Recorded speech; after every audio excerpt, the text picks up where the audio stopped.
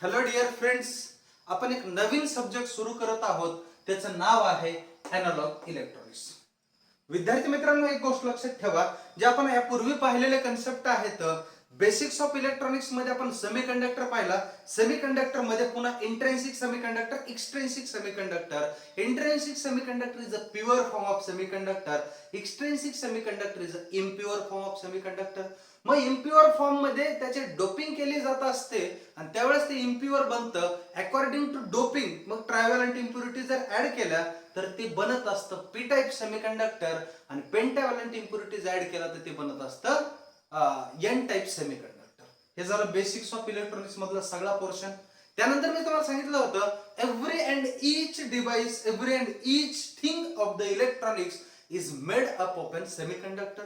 कशापासून बनलेलं आहे? सेमीकंडक्टर पासून बनलेलं आहे. मग मी इलेक्ट्रॉनिक डिव्हाइस अँड सर्किट्स घेतले. त्याच्यामध्ये सांगितलं तुम्हाला पहिला डिव्हाइस बघितला आपण, त्याचं नाव होतं diode, that is called as a PN junction diode. दुसरा बघितला आपण ट्रान्झिस्टर, आणि तिसरा बघितला होता आपण थायरिस्टर. मग विद्यार्थी मित्रांनो, डायोडला डिटेलिंग केली. डायोड म्हणजे डाय म्हणजे टूच, ओड म्हणजे इलेक्ट्रोड, ज्याला दोन electrode, that is called as a diode. एक पीएन जंक्शन डायोड आहे आणि त्याची पूर्ण फॅमिली, त्याचं पूर्ण खानदान या ठिकाणी मी तुम्हाला शिकवलं. मी तुम्हाला सांगितलं होतं की डायोडचे ऍप्लिकेशन्स काय काय आहेत. ऑन स्विच, ऑफ स्विच म्हणजे थोडक्यात स्विच. दुसरं ऍप्लिकेशन जर बघितलं तर रेक्टिफायर. रेक्टिफायर मध्ये सुद्धा half wave rectifier, full wave rectifier. Full wave rectifier मध्ये centre tap full wave rectifier आणि ब्रिज रेक्टिफायर.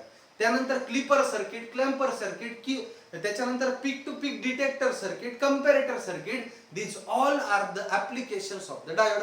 आणि डायोडची पूर्ण फॅमिली या ठिकाणी आपण कंप्लीट करून टाकली.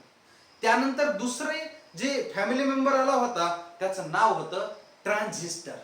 विद्यार्थी मित्रांनो, ट्रान्झिस्टर आपण डिटेल शिकलेलो आहोत, आणि ट्रान्झिस्टर खूप जास्त महत्वाचा आहे, कारण basic building block of the analog electronics, किंवा ज्याला आपण इंटिग्रेटेड सर्किट म्हणतो, काही ठिकाणी त्याला लिनियर इंटिग्रेटेड सर्किट सुद्धा या टॉपिकला, या कंटेंटला म्हटलं जात असतं. मग इंटिग्रेटेड सर्किट्स मध्ये ट्रान्झिस्टर हा बेसिक बिल्डिंग ब्लॉक आहे. आता याच्यात सुद्धा अतिशय महत्वाचं ट्रान्झिस्टर आपण कंप्लीट केला. काय होतं ट्रान्झिस्टर? ट्रान्झिस्टर हा जो शब्द बनला तो बनला दोन शब्दांच्या कॉम्बिनेशन पासून. एक होता त्याच्यातला ट्रान्सफर, दुसरा होता रेजिस्टर. या दोघांना जोडलं बनला ट्रान्झिस्टर. मग मी ट्रान्झिस्टरचे ऍप्लिकेशन सांगितले, ट्रान्झिस्टरच्या टाईप सांगितल्या, आणि डिटेल मध्ये ट्रान्झिस्टर सुद्धा कंप्लीट करून टाकलेला आहे. मग आता तुम्हाला तो अगोदरचा ट्रान्झिस्टर जर आला तर आजचं लेक्चर एकदम इझी वाटायला लागेल, आणि ज्यांनी काही ते केलेलं नाही त्यांना सुद्धा जर लक्ष दिलं तर 100% कळेल. हा माझा या व्हिडिओच्या माध्यमातून, या लेक्चरच्या माध्यमातून तुमच्यावरती असलेला मी विश्वास व्यक्त करतो. विद्यार्थी मित्रांनो, मग ट्रान्झिस्टर काय आहे? Transistor is a basic building block of the analog electronics म्हणा, किंवा transistor is the basic building block of the amplifier म्हणा, इंटिग्रेटेड सर्किट म्हणा, काही शब्द वापरा. मग मी म्हणतो ट्रान्झिस्टर ज्याला कळला त्याला अॅनालॉग इलेक्ट्रॉनिक्स एकदम चिल्लर वाटायला लागतो. मग याच्यातला पहिला कंटेंट आपल्याला शिकायचा आहे, त्याचं नाव आहे एम्प्लिफायर. त्याचं काय नाव आहे? एम्प्लिफायर. मग विद्यार्थी मित्रांनो, what is mean by the amplifier? पहिली गोष्ट लक्षात ठेवा की एम्प्लिफायर हा काय करतोय? वीक सिग्नलला स्ट्रॉंग सिग्नल मध्ये कन्वर्ट करायचं काम करतोय amplifier. Weak signals are converted into strong signal, that is called as a amplifier. अतिशय महत्वाचा पहिला मुद्दा झाला. दुसरा महत्वाचा मुद्दा सांगतोय की एम्प्लिफायर मध्ये ट्रान्झिस्टर, बघा इकडं, transistor is heart of an amplifier. कशाचा हर्ट आहे? एम्प्लिफायरचं ट्रान्झिस्टर हे हर्ट आहे. मग त्याच्यामध्ये तुम्ही यूज करू शकता. ट्रान्झिस्टरच्या मी तुम्हाला टाईप सांगितलेले आहेत. कोणत्या कोणत्या टाईपचे ट्रान्झिस्टर असतात? एक पहिला असतो ट्रान्झिस्टरचा type, that is called as BJT, bipolar junction transistor. आणि दुसरा प्रकार असतो त्याला आपण म्हणतो एफईटी, म्हणजेच फील्ड इफेक्ट ट्रान्झिस्टर. मग विद्यार्थी मित्रांनो, बीजेटीच्या पुन्हा दोन सब टाईप सांगितल्या होत्या. एक होता एनपीएन बीजेटी, एनपीएन बीजेटी, आणि दुसरा होता पीएनपी बीजेटी. त्यानंतर इकडचा जो एफईटी आहे, फील्ड इफेक्ट ट्रान्झिस्टर, त्याच्यात सुद्धा पुन्हा दोन टाइप्स पडल्या होत्या. पहिला प्रकार जो होता त्याचं नाव होतं JFET, junction field effect transistor. Junction field effect transistor. आणि दुसरा प्रकार होता त्याला असं म्हटलं होतं आयझेफेट म्हणजे insulated gate field effect transistor, किंवा त्याला असं म्हटलं जातं metal oxide semiconductor field effect transistor म्हणजे मॉसफेट. मग मी तुम्हाला सांगितलं जेफेट मध्ये सुद्धा पुन्हा दोन टाइप्स होत्या. एक होता एन चॅनल जेफेट, दुसरा होता P channel JFET. Detail complete करून टाकलं. त्यानंतर आपण सुरू केला मॉसफेट. मॉसफेट मध्ये पुन्हा टाइप्स होत्या. एक एनहान्समेंट मॉसफेट, पुन्हा depletion type MOSFET, complementary MOSFET, power MOSFET. मग एनहान्समेंट, डिप्लेशन मॉसफेट आणि हे टाइप्स मध्ये पुन्हा प्रत्येकाच्या दोन types. N channel enhancement MOSFET, P channel enhancement MOSFET, N channel D MOSFET, P channel D MOSFET etcetera. These are the types of the transistor. आणि त्यालाच आपण म्हणत होतो ट्रान्झिस्टरची फॅमिली. मग त्या ट्रान्झिस्टरचाच यूज करून आपल्याला शिकायचं आहे अँप्लिफायर. त्यात आपल्याला काय शिकायचं आहे? अँप्लिफायर. मग आता काय करतं हे की which converts weak signal to strong signal. Weak सिग्नलला स्ट्रॉंग सिग्नल मध्ये कन्वर्ट करायचं काम कोण करत असतं? अँप्लिफायर करतं. म्हणून तर त्याला अँप्लिफिकेशन प्रोसेस सुद्धा म्हणतात. प्रोसेसला काय म्हणायचंय? अँप्लिफिकेशन. काय असते अँप्लिफिकेशन? सांगा. Amplification the process of conversion of weak signal to strong signal is known as a amplification process. हे झालं कंप्लीट. आता विद्यार्थी मित्रांनो लक्षात ठेवा कुठे यूज केला जातो असतो अँप्लिफायर. तर लक्षात ठेवा अतिशय महत्वाची गोष्ट that is called as a mic system, म्हणजे पब्लिक ऍड्रेस सिस्टम सुद्धा त्याला तुम्ही म्हणू शकता. फॉर एक्झाम्पल मी आता तुमच्या सोबत बोलतोय. आता तुमच्या सोबत बोलत असताना तुम्हाला माझा आवाज इझिली पोहोचतोय. पण इमॅजिन करा की तुमचं आता गव्हर्नमेंट मध्ये सिलेक्शन होणारच आहे, काहीच प्रॉब्लेम नाही. जे मेहनत करतील ते गव्हर्नमेंट मध्ये ऑफिसर म्हणून लागतील, डेफिनेटली लागतील, काहीच प्रॉब्लेम नाही. समजा इमॅजिन करा की आता प्रत्येकानं जे व्हिडिओ बघतात, जे लेक्चर बघतात, त्यांना इमॅजिन करायचंय की आपलं आता सिलेक्शन झालेलं आहे गव्हर्नमेंट मध्ये इंजिनियर साहेब या पदासाठी. म्हणून तुमची आता एक जंगी मिरवणूक आणि भव्य नागरी सत्कार सोहळा या ठिकाणी आयोजित केला. आता या भव्य नागरी सत्कार सोहळ्यामध्ये तुमच्या आई वडिलांचा सत्कार आणि तुमचा सत्कार आयोजित केला असं इमॅजिन करा. ज्या वेळेस तिथं हा नागरी भव्य सत्कार सोहळा आयोजित केल्यानंतर पब्लिक जर आली, समजा इमॅजिन करा की 25,000 लोक आले तुम्हाला पाहण्यासाठी तुमचा सत्कार सोहळा. येऊ शकतात. तुम्ही जर चांगला रँक घेतला, चांगली पोस्ट असेल तर कितीही पब्लिक जमा होऊ शकते. तुम्ही स्वतः गर्दी निर्माण करण्याचं ठिकाण बनू शकतात. त्याच्यासाठी काही दिवसाची लागते मेहनत. विद्यार्थी मित्रांनो मी काय कन्सेप्ट सांगते बघा. ह्याच्यातून सोबत अभ्यास आणि डिमोटिवेट नाही झालं पाहिजे याच्यासाठी तुम्हाला इमॅजिन करायचं आता की तुम्ही पास झालात, गव्हर्नमेंट मध्ये ऑफिसर बनलात, तुमचा भव्य नागरी सत्कार सोहळा ठेवलेला आहे आणि मस्त 25,000 पब्लिक तुमच्या सत्काराला या ठिकाणी जमा झाली मोठ्या ग्राउंड वरती. विद्यार्थी मित्रांनो आणि तुम्हाला सांगितलं की तुमच्या यशाचं रहस्य काय. मग तुम्ही येणार मस्त स्टेज वरती, सगळेजण टाळ्या वाजवणार कारण तुम्ही ते यश मिळवलेलं आहे. सगळेजण एकदम आनंदात, उत्साह आणि एकदम डेंजर पद्धतीनं, वेगळ्या पद्धतीनं तुमचा सत्कार त्या ठिकाणी ठेवलेला आहे. तुम्ही येणार आणि जर तुम्ही समजा विदाऊट माईक आले जर बोलायचा प्रयत्न केला की मी इतका अभ्यास केला, असा अभ्यास केला, तर त्या मागच्या लोकांपर्यंत ऐकू जाणार आहे का आवाज? अजिबात आवाज जाणार नाही. मग तुम्हाला जर तो आवाज तिथपर्यंत पोहोचवायचा असेल तर तुम्हाला माईक सिस्टम यूज करावं लागेल. मग माईक सिस्टम मध्ये जे असतं त्याचं नाव असतं अँप्लिफायर. त्याचं नाव काय असतं? अँप्लिफायर. मग तुम्ही म्हणू शकता त्या 25,000व्या व्यक्तीला जरी मी पोहोचत नसलो तरी माझा आवाज तुमच्यापर्यंत पोहोचतोय through the public address system that is called as amplifier and that process is called as amplification process. तुम्ही तुमच्या आवाजाच्या माध्यमातून त्या लोकांपर्यंत पोहोचवणार आहात तुमचा आवाज. आणि हे आवाज पोहोचवण्यासाठी, आवाज वाढवण्यासाठी किंवा त्याला तुम्ही म्हणू शकता वीक सिग्नलला स्ट्रॉंग सिग्नल मध्ये कन्वर्ट करण्यासाठी जे डिव्हाइस यूज केलं जातं त्यालाच आपण म्हणत असतो अँप्लिफायर. त्याला काय म्हणायचंय? अँप्लिफायर. आणि जी कन्व्हर्जनची प्रोसेस होत असते त्याला आपण म्हणत असतो अँप्लिफिकेशन. क्लिअर झालं इथपर्यंत? बेसिक बिल्डिंग ब्लॉक काय आहे त्याचा? Transistor is heart of an amplifier म्हटलं तरी चालते, काहीच प्रॉब्लेम नाही. विद्यार्थी मित्रांनो आता पुढचा कन्सेप्ट तुम्हाला समजून सांगतोय की अँप्लिफायर मध्ये एक शिकायचं तुम्हाला आता ऑपरेशनल अँप्लिफायर. काय आहे? Operational amplifier. विद्यार्थी मित्रांनो, ज्या काही कॉम्पिटिटिव्ह एक्झाम्स आहेत, प्रत्येक एक्झामला म्हणतो मी कॉम्पिटिटिव्ह एक्झामला, या अॅनालॉग इलेक्ट्रॉनिक्स मधला अँप्लिफायर ऑपॅम्प वरती 101% क्वेश्चन्स याच्या रिलेटेड येणार म्हणजे येणार. तुम्ही शेवटपर्यंत लेक्चर बघा.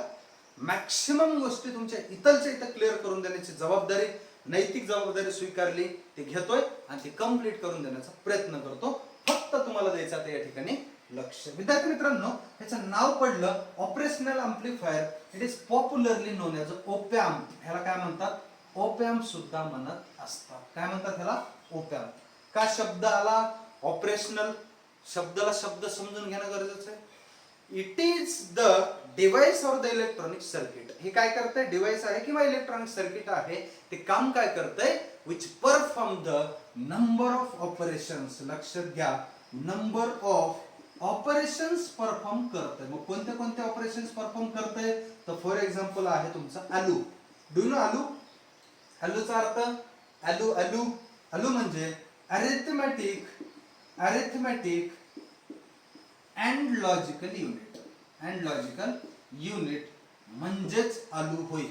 हे अरिथमेटिक आणि लॉजिकल युनिट म्हटलं जातं ओपॅम्पला, किंवा हे अरिथमेटिक आणि लॉजिक सगळेच ऑपरेशन्स परफॉर्म करतं, म्हणून इट कॅन परफॉर्म द अलू म्हणायचं. अलू कळतं ना? अलू, तर ते अलू परफॉर्म करायचं काम करत असतं ऑपरेशनल अँप्लिफायर. मग विद्यार्थी मित्रांनो, आणखी एक गोष्ट सांगतो. याचे जे ऍप्लिकेशन्स आहेत ना या ओपॅम्पचे, नंबर ऑफ ऍप्लिकेशन्स आहेत. हे काय काय करू शकतं? मी तर म्हणतो हे काहीही करू शकतं. काय करू शकतं? हे काहीही करू शकतं. तुम्ही त्याला लावा काम. इंटिग्रेशन करून देतो का रे भाऊ? लगेच ओपॅम्प म्हणते हो देतो, मला येते इंटिग्रेशन, किंवा ते ऑपरेशन परफॉर्म करू शकतं. Operational amplifier, that is called as a op amp. त्याला तुम्ही म्हणायचं डेरिव्हेटिव्ह करून दाखवू शकतो का? ते दाखवू शकतंय. खतरनाक टॅलेंटेड आहे ते. कोण? ओपॅम्प. मग ओपॅम्पचं नाव ऑपरेशनल अँप्लिफायर पडण्याच्या मागचं कारणच आहे, it can perform the number of operations. काय काय परफॉर्म करतो? तोंडी सांगतो, लिहून देतो. काय काय बघा? इंटिग्रेशन, डेरिव्हेटिव्ह, ऍडिशन, सबट्रॅक्शन, त्यानंतर त्याच्यामध्ये डिफरन्शिएशन, त्याच्यानंतर लॉग, अँटीलॉग, कंपॅरिझन, त्यानंतर स्मिथ ट्रिगर, त्याच्यानंतर त्याच्यामध्ये यूज करू शकता तुम्ही सगळे लॉगॅरिथमिक जे काही ऑपरेशन्स आहेत ते पूर्ण. त्यानंतर अतिशय महत्वाचं व्ही टू आय कन्व्हर्जन, म्हणजे व्होल्टेज टू करंट कन्व्हर्जनची सर्किट, किंवा आय टू व्ही कन्व्हर्जन. ह्या सगळ्या each and everything can perform by op amp. So that this is called as operational amplifier. काय काय आपण करू शकतं इथं लिहून देतो बघा. इकडं एक घेतलं मी आपण, इंटिग्रेशन घ्या. इंटिग्रेशन समजून घ्या बरं का, खूप महत्वाचा टॉपिक आहे. दुसरा घ्या डेरिव्हेटिव्ह, त्याला डिफरन्शिएशन सुद्धा म्हणू शकतात. तिसरा घ्या ऍडिशन सुद्धा करू शकतो, बेरीज सुद्धा येते याला. तिसरं घ्या, चौथं घ्या सबस्ट्रॅक्शन. त्याच्यानंतर पुढे घ्या लॉगॅरिथमिक ऑपरेशन्स परफॉर्म करतं. त्याच्यानंतर अँटीलॉग सुद्धा परफॉर्म करू शकतं. त्यानंतर बघा कंपॅरिझनचं काम करू शकतं, कंपॅरेटर म्हणून सुद्धा काम करू शकतं. त्यानंतर बोर्ड पुरणार नाही एवढे काम करतं ती. कोण? ओपॅम्प. असं मी तर म्हणतोय की ह्याची कमाल आहे. किती काम करतोय हा, भयानक काम करतोय.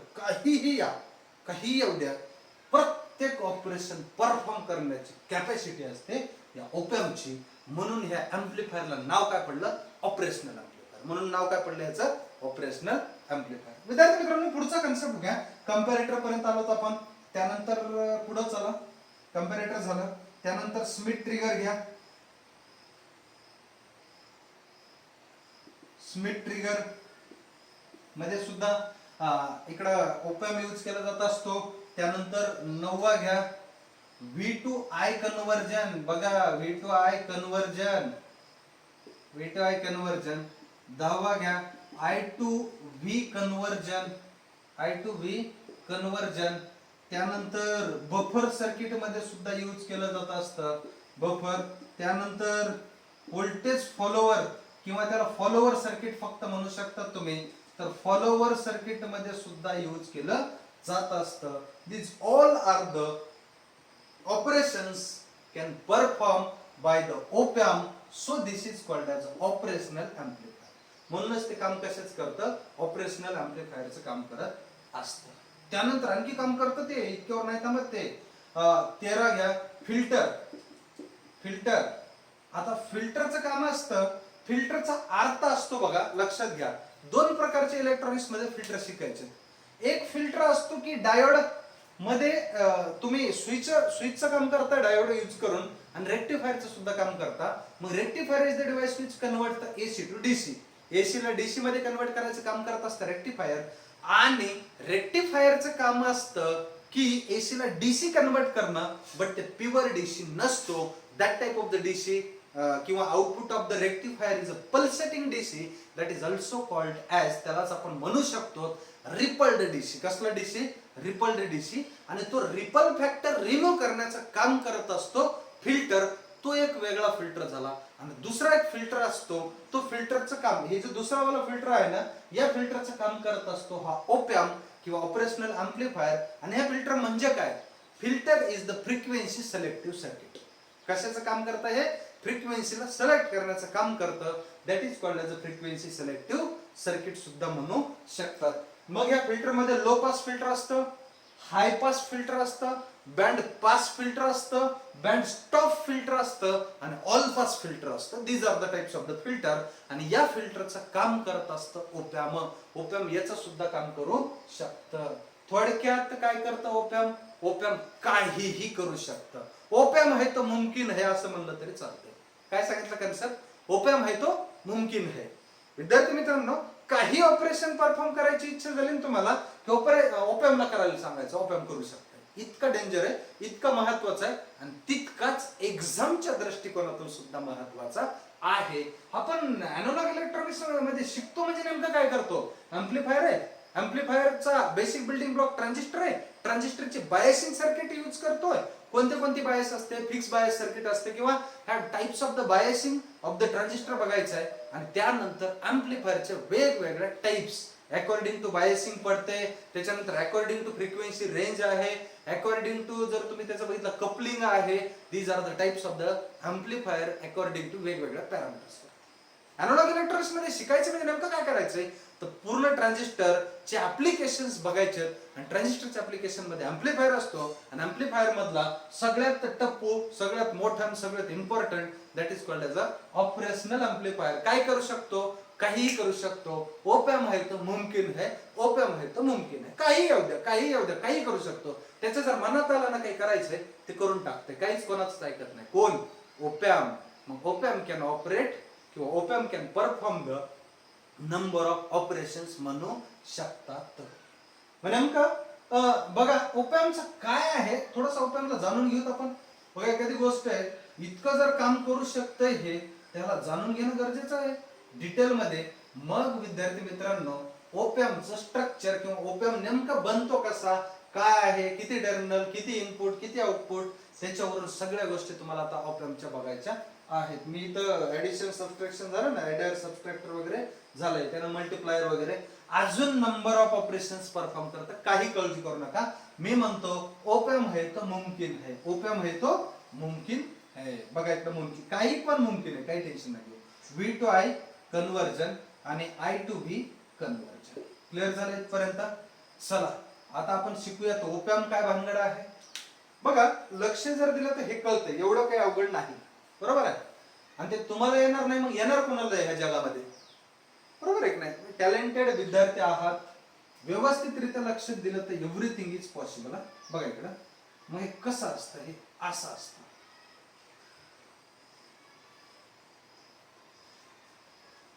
बघा, हे V1 आहे, हा तुमचा V2 आहे. इथं पॉझिटिव्ह घ्या, इथं निगेटिव्ह घ्या. आता इथं हे असे टर्मिनल्स आहेत. मुळात एक गोष्ट लक्षात ठेवायची, याला मी प्लस Vs म्हणतो, याला मी मायनस Vs म्हणतो, आणि याला मी V आउट म्हणतो. V आउट, आउट आहे, हे आउट आहे. मुळात एक गोष्ट लक्षात ठेवा. बघा, याला किती टर्मिनल्स आहेत? 5 टर्मिनल्स आहेत. किती टर्मिनल्स असतं हे? 5 टर्मिनल्स असतात. आता वन बाय वन कन्सेप्ट समजून घेणं गरजेचं आहे. बघा या प्लस व्हीएस ला काही ठिकाणी व्हीसीसी सुद्धा म्हणतात, काही पुस्तकांमध्ये मायनस व्हीईई सुद्धा लिहिलेलं आहे. व्हीसीसी प्लस व्हीसीसी आणि मायनस व्हीईई असं सुद्धा नोटेशन दिलेलं आहे. कन्फ्युज व्हायचं नाही आणि चुकलं किंवा आपल्याला माहितच नाही असं कन्फ्युज व्हायची गरज नाही. नोटेशन्स आहेत, काही तुम्ही देऊ शकता, काहीच प्रॉब्लेम नाही. बघा इकडं, how many number of terminals to the open? There are 5 terminals to the open.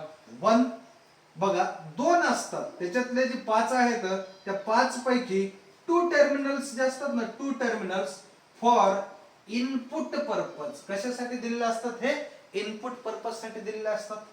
त्यानंतर दुसरा कन्सेप्ट बघायच्यातले 2 टर्मिनल्स. कोणते 2 टर्मिनल्स? हे वाले प्लस व्हीएस आणि प्लस मायनस व्हीएस. मी तर V1 V2 लिहून टाकतोय. बघा इकडे V1, V2 हे 2 कशासाठी दिलेले आहेत? 2 टर्मिनल इनपुट साठी असतात. मग एक V1 आहे, दुसरा V2 आहे. आता हे 2 टर्मिनल झाले. दुसरे 2 टर्मिनल प्लस व्हीएस आणि मायनस व्हीएस ही जे आहे ते सप्लाय प्रोव्हाइड करण्यासाठी असतात. विद्यार्थी मित्रांनो, कसला सप्लाय? म्हणजे ही जे आहेत ना V1 आणि V2 यांना तुम्ही एकाला म्हणायचे पॉझिटिव्हला नॉन इन्व्हर्टिंग. काय म्हणायचं? Non inverting.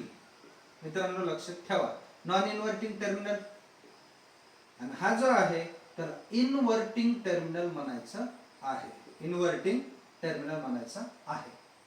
आता हे जे आहेत ना 2 टर्मिनल्स, त्याला इन्व्हर्टिंग आणि नॉन इन्व्हर्टिंग म्हणतो. निगेटिव्हचा अर्थ inverter, that is the inverting terminal. आणि पॉझिटिव्हचा अर्थ नॉन म्हणजे नाही इन्व्हर्ट होणारा, that is called as a non inverting terminal. हे जे 2 टर्मिनल आहेत ना, कोणते? प्लस व्हीएस आणि मायनस व्हीएस किंवा प्लस व्हीसीसी आणि मायनस व्हीईई, त्यांना म्हणायचं सप्लाय टर्मिनल्स. काय कोणते टर्मिनल्स आहेत ते? Supply terminals. मग मी इथं ब्रॅकेट मध्ये लिहून देतो plus VS minus VS. Okay, clear झालं इथपर्यंत? आणि जे लास्टचं टर्मिनल असतं त्याला तुम्ही म्हणता व्ही आउट. बरोबर आहे? त्यालाच म्हणायचंय आउटपुट टर्मिनल. काय आहे? आउटपुट टर्मिनल सुद्धा म्हणू शकतात. Output terminal. क्लिअर झालं इथपर्यंत? आता जनरली लक्षात घ्या, हे जे आहेत ते इनपुट देण्यासाठी असतात. मग तुम्ही फक्त V1 ला इनपुट दिलं तरी चालतंय, V2 ला ग्राउंड करा. कधी कधी तुम्ही V2 ला इनपुट दिलं तरी चालतंय, V1 ला ग्राउंड करा. हे 2 झाले पॉसिबिलिटी. एखादा म्हणजे सर मला दोन्हीला द्यायचं, देऊ शकतोस, काहीच प्रॉब्लेम नाही, दोन्हीला दे.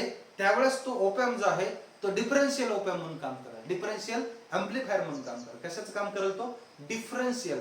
That is called as difference. दोघांचा काय आहे? डिफरन्स घेईल. एक V1 आणि V2 हे जे इनपुट दिलेले त्याचा डिफरन्स घेण्याचं काम कराल दोघांना जर तुम्ही इनपुट दिलं तर.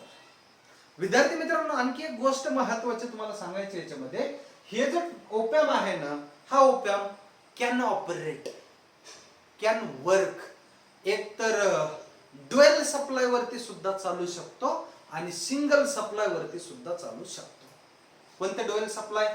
बघा इकडे एक बॅटरी, इथे एक बॅटरी, म्हणजे प्लस आणि मायनस बॅटरीचे 2 टोकं दिसत आहेत तुम्हाला. तर या ड्युअल सप्लाय वरती सुद्धा बॅटरीचा ओपॅम्प थोडक्यात काम करत असतो. आणि जर तुम्ही त्याला सिंगल सप्लाय दिला तरी काम करतो. But usually normally maximum times use केला जात असतो ड्युअल सप्लाय. मग का काय नाही, पुढे येणार आहे तो पार्ट तुम्हाला डिटेल मध्ये समजून सांगतो. चला बोला फटाफट एकदा. एनालॉग इलेक्ट्रॉनिक्सचा बेसिक बिल्डिंग ब्लॉक कोण? ट्रान्झिस्टर. ट्रान्झिस्टरचे टाइप्स मी क्लिअर करून दिला. एक बीजेटी, दुसरा FET. BJT PNP, NPN, BJT. आणि एपीटी मध्ये पुन्हा 2 जेफेट आणि मॉसफेट. जेफेट मध्ये पुन्हा 2 N channel JFET, P channel JFET. MOSFET मध्ये ईडीसीपी, एनहान्समेंट, डिप्लेशन, कॉम्प्लिमेंटरी आणि पॉवर मॉसफेट. पण त्याच्यातला एनहान्समेंट आणि डिप्लेशन खूप महत्त्वाचा. एनहान्समेंट मॉसफेट, डिप्लेशन मॉसफेटच्या पुन्हा 2 टाइप, एन चॅनल आणि पी चॅनल. बरोबर आहे? त्याच्यानंतर transistor is basic building block of the amplifier. Amplifier काम कसं करतंय बघ ना. Weak signals are converted into strong signals, that is called as a amplifier. त्यालाच काय म्हणतो आपण? एम्प्लिफायर म्हणत असतो. मग आता विद्यार्थी मित्रांनो लक्षात घ्या, हा ऑपरेशनल एम्प्लिफायर का नाव पडलं? Because it can perform the number of operations perform करू शकतं. कोणतं? सर्वात महत्वाचं इथं आलू. आलू लक्षात ठेवा. आलू म्हणजे अरिथमॅटिक आणि आलू म्हणजे अरिथमॅटिक आणि लॉजिकल युनिट्स. सगळं लॉजिक गेट्स वगैरे सगळ्या गोष्टी. बरोबर क्लिअर झाले इथपर्यंत? हे झालं. मग ऍप्लिकेशन मी सांगितले, मोजके सांगितले, अजून हे तर काहीच नाही, हे तर सिर्फ ट्रेलर आहे, पिक्चर तर भी बाकी आहे, पुढे खूप महत्वाचे आणि खूप चांगले चांगले कन्सेप्ट या ठिकाणी आपल्याला शिकायचे आहे. ते सगळं सांगितलं तुम्हाला. त्यानंतर मी सांगितलं ओपॅम्प कसा असतो नेमका. ओपॅम्प हा 5 टर्मिनल डिव्हाइस आहे. जसं आपण बीजेटी बघितलं ना, 3 टर्मिनल डिव्हाइस होता. इमिटर, बेस आणि कलेक्टर 3 टर्मिनल होते. डायोडला 2च टर्मिनल होते, एक होता एनोड आणि दुसरा होता कॅथोड. तसा हा जो ओपॅम्प आहे ना, how many number of terminals are there? There are 5 number of terminals. किती ते? 5 आहेत. त्याच्यातला पहिला दुसरा म्हणजे थोडक्यात V1 आणि V2 हे 2 टर्मिनल कशासाठी असतात? For the input purpose. आणि प्लस VS मायनस VS कशासाठी असतात? सप्लाय साठी. कशाला सप्लाय? त्या ओपॅम्पला काम करायला लावायचे. अरे काहीतरी काम करायला लावण्याच्या बदल्यात काहीतरी त्याला द्यावं लागेल ना, त्याला काहीतरी खायला देणं म्हणजे सप्लाय प्रोव्हाइड करणं. ते ड्युअल सप्लाय असू शकतो, तो सिंगल असू शकतो. सिंगल वरही वर्क करतो आणि ड्युअल वर सुद्धा वर्क करू शकतो. बट मोस्टली किंवा मोस्ट प्रोबॅबली किंवा जास्तीत जास्त यूज केलेले युजली कोणते असतात तर त्याला ड्युअल सप्लाय तुम्ही म्हणू शकता. विद्यार्थी मित्रांनो, V out. What is V out? V out याचा अर्थ आउटपुट व्होल्टेज त्या टर्मिनल पासून भेटत असतं. क्लिअर झालं इथपर्यंत? चला एवढं लिहून घ्या, पुढचा कन्सेप्ट घेतो. बघा आता अतिशय महत्वाची गोष्ट, एकदा सिम्बॉल मी इथं क्लिअर करून देतो म्हणजे तुम्हाला लक्षात येऊन जाईल की ओपॅम्प नेमका कसा असतो किंवा कसा वर्क करतो. मित्रांनो कन्सेप्ट समजून घ्या. इतकं भारी नाही, इंटरेस्टिंग, एकदम इंटरेस्टिंग, काहीही टेन्शन घ्यायची गरज नाहीये. बघा हे तुमचा ओपॅम्प असा असतो. इथं पॉझिटिव्ह आहे, इथं निगेटिव्ह आहे, इथं प्लस VS आहे. आता त्याला प्लस VCC सुद्धा तुम्ही म्हणले तरी इथं मायनस VS आहे, काही प्रॉब्लेम नाही. एक आणि हे 2 टर्मिनल्स हे असे आहेत आणि हा आहे तुमचा V आउट वाला टर्मिनल. याला मी V1 म्हणलं होतं, याला V2 म्हणलं होतं. आता प्रत्येकाची एक गोष्ट लक्षात ठेवा, प्रत्येकाचा मिनिंग सहित आपण समजून घेऊया. V1 जो आहे ना त्याला म्हणायचं तुम्हाला नॉन इन्व्हर्टिंग टर्मिनल. बघा मित्रांनो ह्याचा अर्थ काय आहे तो तुम्हाला आता लक्षात येऊन जाईल. नॉन इन्व्हर्टिंग टर्मिनल किंवा तिथं जर ते व्होल्टेज आहे तर त्याला नॉन इन्व्हर्टिंग व्होल्टेज म्हणा. दुसरा आहे V2, त्याला तुम्ही म्हणू शकता इन्व्हर्टिंग टर्मिनल. इन्व्हर्टिंग टर्मिनल सुद्धा म्हणू शकता. क्लिअर झालं? त्यानंतर प्लस VS म्हणजे काय? थोडक्यात बॅटरीचं पॉझिटिव्ह टोक. काय? बॅटरीचं पॉझिटिव्ह टोक. त्याला असं म्हणू शकतो मी पॉझिटिव्ह टर्मिनल ऑफ सप्लाय. सप्लायचा पॉझिटिव्ह टर्मिनल आहे. चला मायनस VS म्हणजे काय रे सांगा? Negative terminal of supply. Of supply. मी प्रत्येक गोष्ट तुमच्या समोर लिहून देत आहे. आणि V आउट म्हणजे असतं आउटपुट टर्मिनल म्हणा किंवा आउटपुट व्होल्टेज सुद्धा म्हणू शकता. क्लिअर झालं इथपर्यंत? आता विद्यार्थी मित्रांनो एक गोष्ट लक्षात ठेवा, हा जो ओपॅम्प आहे ना 2 वेगवेगळ्या मोड मध्ये काम करतो. 2 वेगवेगळ्या मोड मध्ये काम करतो. एक आहे ओपन लूप मोड आणि दुसरा असतो क्लोज लूप मोड. ओपन लूप मोडचा अर्थ काय, क्लोज लूप मोडचा अर्थ काय ते बघा. ओपन लूप मोडचा अर्थ असतो की ओपन लूप मोड म्हणजे ज्याच्यात फीडबॅक नाही त्याला म्हणायचं आपल्याला ओपन लूप मोड. बघा इकडे व्यवस्थित समजून घ्या. फीडबॅक नसला तर ओपन लूप मोड म्हणा आणि फीडबॅक जर दिला तर त्याला म्हणायचे क्लोज लूप मोड. काय म्हणायचं त्याला? क्लोज लूप मोड सुद्धा म्हणू शकतात. विद्यार्थी मित्रांनो आता एक कन्सेप्ट सांगतो तुम्हाला. जो पहिला आहे त्याच्यातला ओपॅम्प आपण एकदा शिकूयात, एकदा लक्षात घेऊयात काय आहे तो. त्याला आपण म्हणूयात समजा नॉन इन्व्हर्टिंग ओपॅम्प. कसला? Non inverting op amp. आता मी एक तुम्हाला बेसिक डायग्राम दाखवतो ह्याची नॉन इन्व्हर्टिंगची कशी असणार ते. सरळ आहे सांगतो तुम्हाला. बघा हे प्लस आहे मायनस आहे, हे असा प्लस VCC किंवा त्याला प्लस VS म्हणा आणि इथला मायनस VS आहे. आता काय करायचं तुम्हाला, कधीही लक्षात ठेवा, जर का तुम्ही इनपुट इथं दिलं, मी तुम्हाला एक कन्सेप्ट फक्त सांगायला, आणखी ओरिजिनल प्रॅक्टिकल डायग्राम याच्या काढत नाही. आपल्याला फीडबॅक शिकायचा आहे. फीडबॅक नंतर फीडबॅक रेजिस्टर लावून त्याला व्यवस्थित इन्व्हर्टिंग नॉन इन्व्हर्टिंग कसं वर्क करतं ते सांगणार आहे. सध्या फक्त एक गोष्ट लक्षात ठेवा. बघा की ज्यावेळेस तुम्ही या टर्मिनलला इनपुट देताय त्याला तुम्ही VI म्हणा, V इनपुट म्हणू शकता आणि इथं तुमचा भेटतो व्ही आउट, त्यालाच म्हणायचंय आउटपुट व्होल्टेज. विद्यार्थी मित्रांनो, एक गोष्ट लक्षात ठेवायची तुम्हाला की ऍम्प्लिफायरचं बेसिक काम काय? ऍम्प्लिफायरचं काम आहे वीक सिग्नल स्ट्रॉंग सिग्नल मध्ये कन्वर्ट करायचंय. जर का मग हे जर सिग्नल इनपुटचे असे असतील एवढूशे, तर आउटपुट जे आहे ते तुमचं असं येईल. कसं येईल? असं. मग काय फरक झाला ह्याच्यात आणि ह्याच्यात? तर एकच गोष्ट लक्षात ठेवा की तुमचा हा जो काही वेव्हफॉर्म आहे तो याच्यापेक्षा हा मोठा दिसतोय, त्याला तुम्ही म्हणू शकता इनपुट आणि इथं तुम्ही म्हणू शकता आउटपुट. अजूनही मी तुम्हाला फीडबॅक वाला कन्सेप्ट सांगितला नाही. पुढे आपल्याला फीडबॅक शिकायचं. फीडबॅक खूप इम्पॉर्टंट आहे, ते सुद्धा यूज करून तुम्हाला शिकायचं आहे. फॉर एक्झाम्पल सांगायला मी एकदम आयडियल सर्किटची केस घेऊन कन्सिडर करा म्हणतोय. आता एक गोष्ट लक्षात ठेवा, इथं आहे 0, इथं पाय आणि इथं आहे 2 पाय. हा आहे ओमेगा आणि हा समजा इनपुट व्होल्टेज Vin म्हणू शकतो. इकडे आहे तुमचा Vo म्हणजे आउटपुट व्होल्टेज आणि इथं 0 आहे, इथं पाय आणि इथं 2 पाय आहे, इथं आहे तुमचा ओमेगा टी. मग काय झालं नेमकं तुम्हाला कळलं का? ही जशास तसं 0 to पायच आहे, इथं सुद्धा 0 to पायच आहे. ही खालचा जो वेव्हफॉर्म आहे हाफ वाला तो पाय टू 2 पाय आहे, इथं सुद्धा पाय टू 2 पाय आहे. मग नेमका ऑप एम्पचा फायदा काय झाला या ठिकाणी लावून?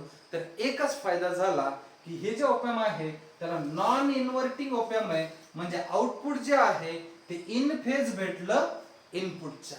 म्हणजे आउटपुट कसं भेटलं तुम्हाला? 0 degree phase shift. 0 degree phase shift, बरोबर आहे? किंवा त्याला असं म्हणू शकता तुम्ही 360 डिग्री फेज शिफ्ट. विद्यार्थी मित्रांनो, एक कन्सेप्ट सांगतो तुम्हाला, परीक्षेत आलेला क्वेश्चन आहे. आता जनरली पुस्तकांमध्ये लिहिलेलं असतं 0 डिग्री फेज शिफ्ट आउटपुट भेटत असतं. म्हणजे फेजचा काही शिफ्ट झाला का? नाही, फक्त वीक सिग्नलचं स्ट्रॉंग सिग्नल तयार झालेला आहे. रिझन काय आहे की 0 डिग्री फेज शिफ्ट भेटण्याचं? Because this is the non inverting op amp. काय असतं non inverting op amp? Non inverting op एम्पचं पहिलं मीनिंग समजून घ्या. whenever the input is given to the non inverting terminal and inverting terminal is grounded. काय केलंय? Non inverting टर्मिनलला input दिलं आणि इन्व्हर्टिंग टर्मिनल जे आहे ना निगेटिव्ह वाला त्याला ग्राउंड केलं. म्हणूनच इथं नाव लिहून दिलं बघा. दिलं कशाला इनपुट? नॉन इन्व्हर्टिंगला, म्हणजे पॉझिटिव्ह टर्मिनलला काय दिलं? इनपुट दिलं. आणि निगेटिव्ह टर्मिनलला काय केलं? इकडे ग्राउंड करून टाकलं. काय केलं? ग्राउंड करून टाकलं. म्हणजे ऍज इट इज इनपुट आणि आउटपुट सारखंच असेल, फक्त स्ट्रेंथ ऑफ सिग्नल वाढलेली त्या ठिकाणी तुम्हाला दिसत आहे. परीक्षेत क्वेश्चन आला बघ, नॉन इन्व्हर्टिंग टर्मिनल मध्ये फेज शिफ्ट किती असते? ऑप्शन होतं 360 डिग्री, ऑप्शन होतं 180 डिग्री, ऑप्शन होतं 120 डिग्री, ऑप्शन होतं नन ऑफ दिस. बघा, कन्फ्युज करण्यासाठी करतात ते सगळा, नन ऑफ दिस. आता विद्यार्थी काय करतात तुम्हाला एक गोष्ट सांगतो. क्वेश्चन काय होता? क्वेश्चन सांगतो एकदा. आलेला क्वेश्चन आहे, एक्झाम क्वेश्चन आहे बघा, एक्झामचा कॉम्पिटिटिव्ह मधला क्वेश्चन आहे.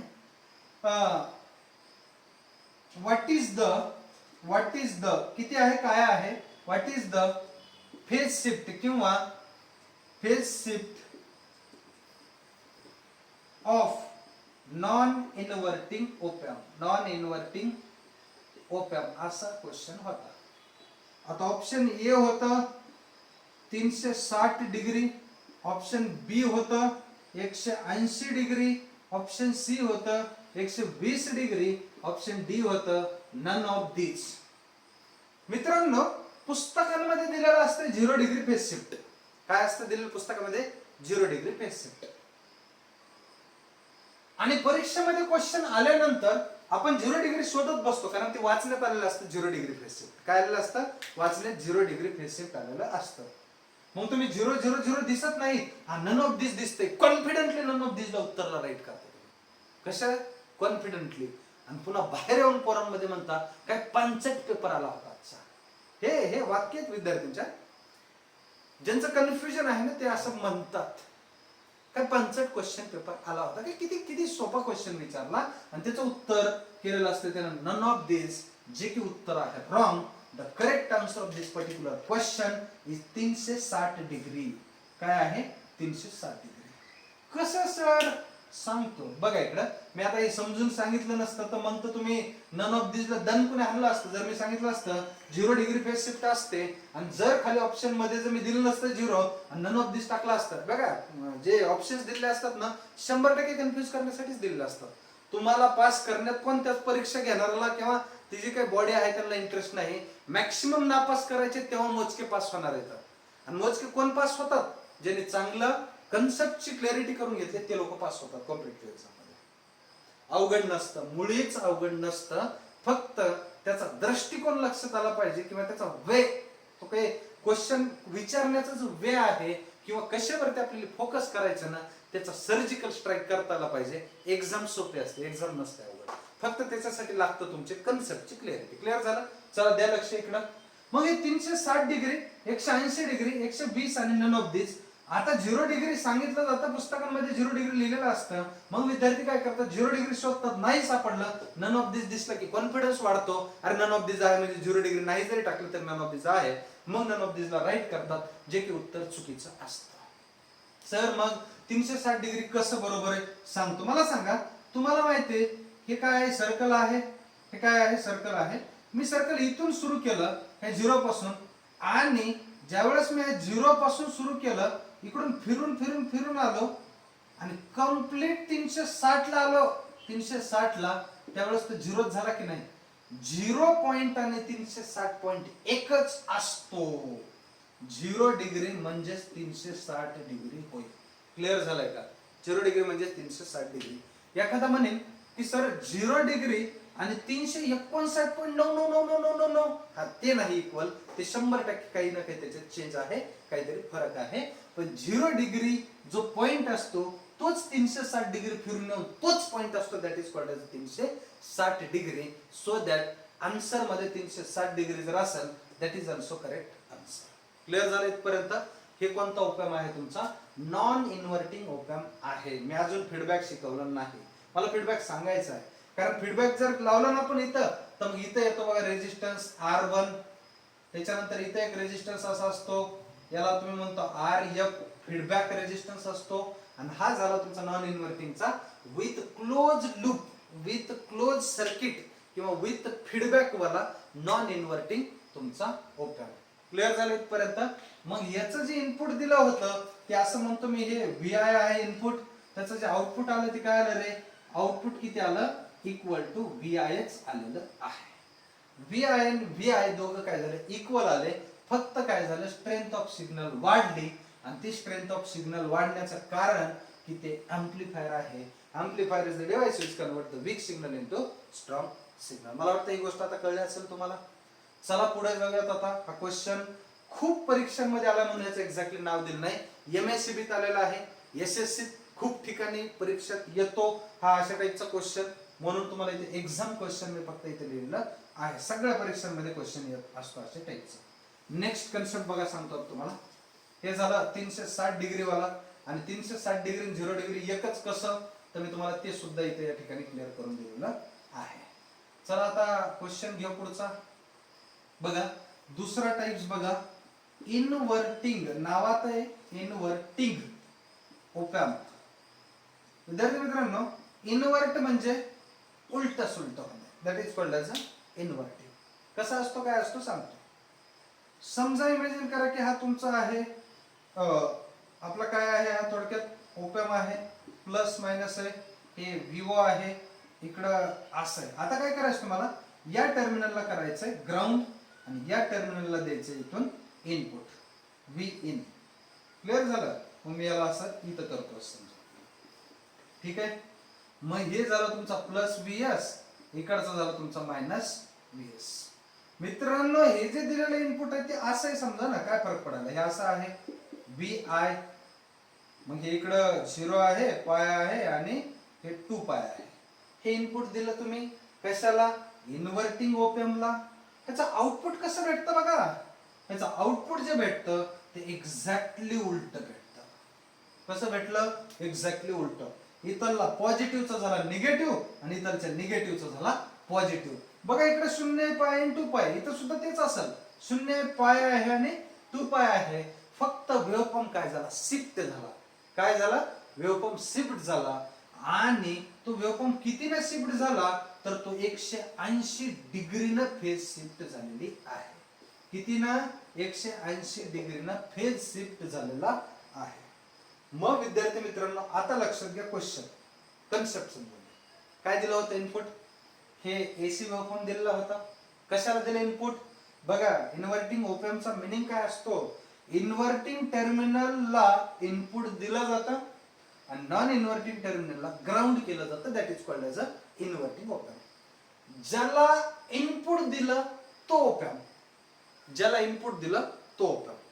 समजा तुम्ही दिलं नॉन इन्व्हर्टिंग टर्मिनलला, इथं मी मुद्दामून नावं लिहून दिले.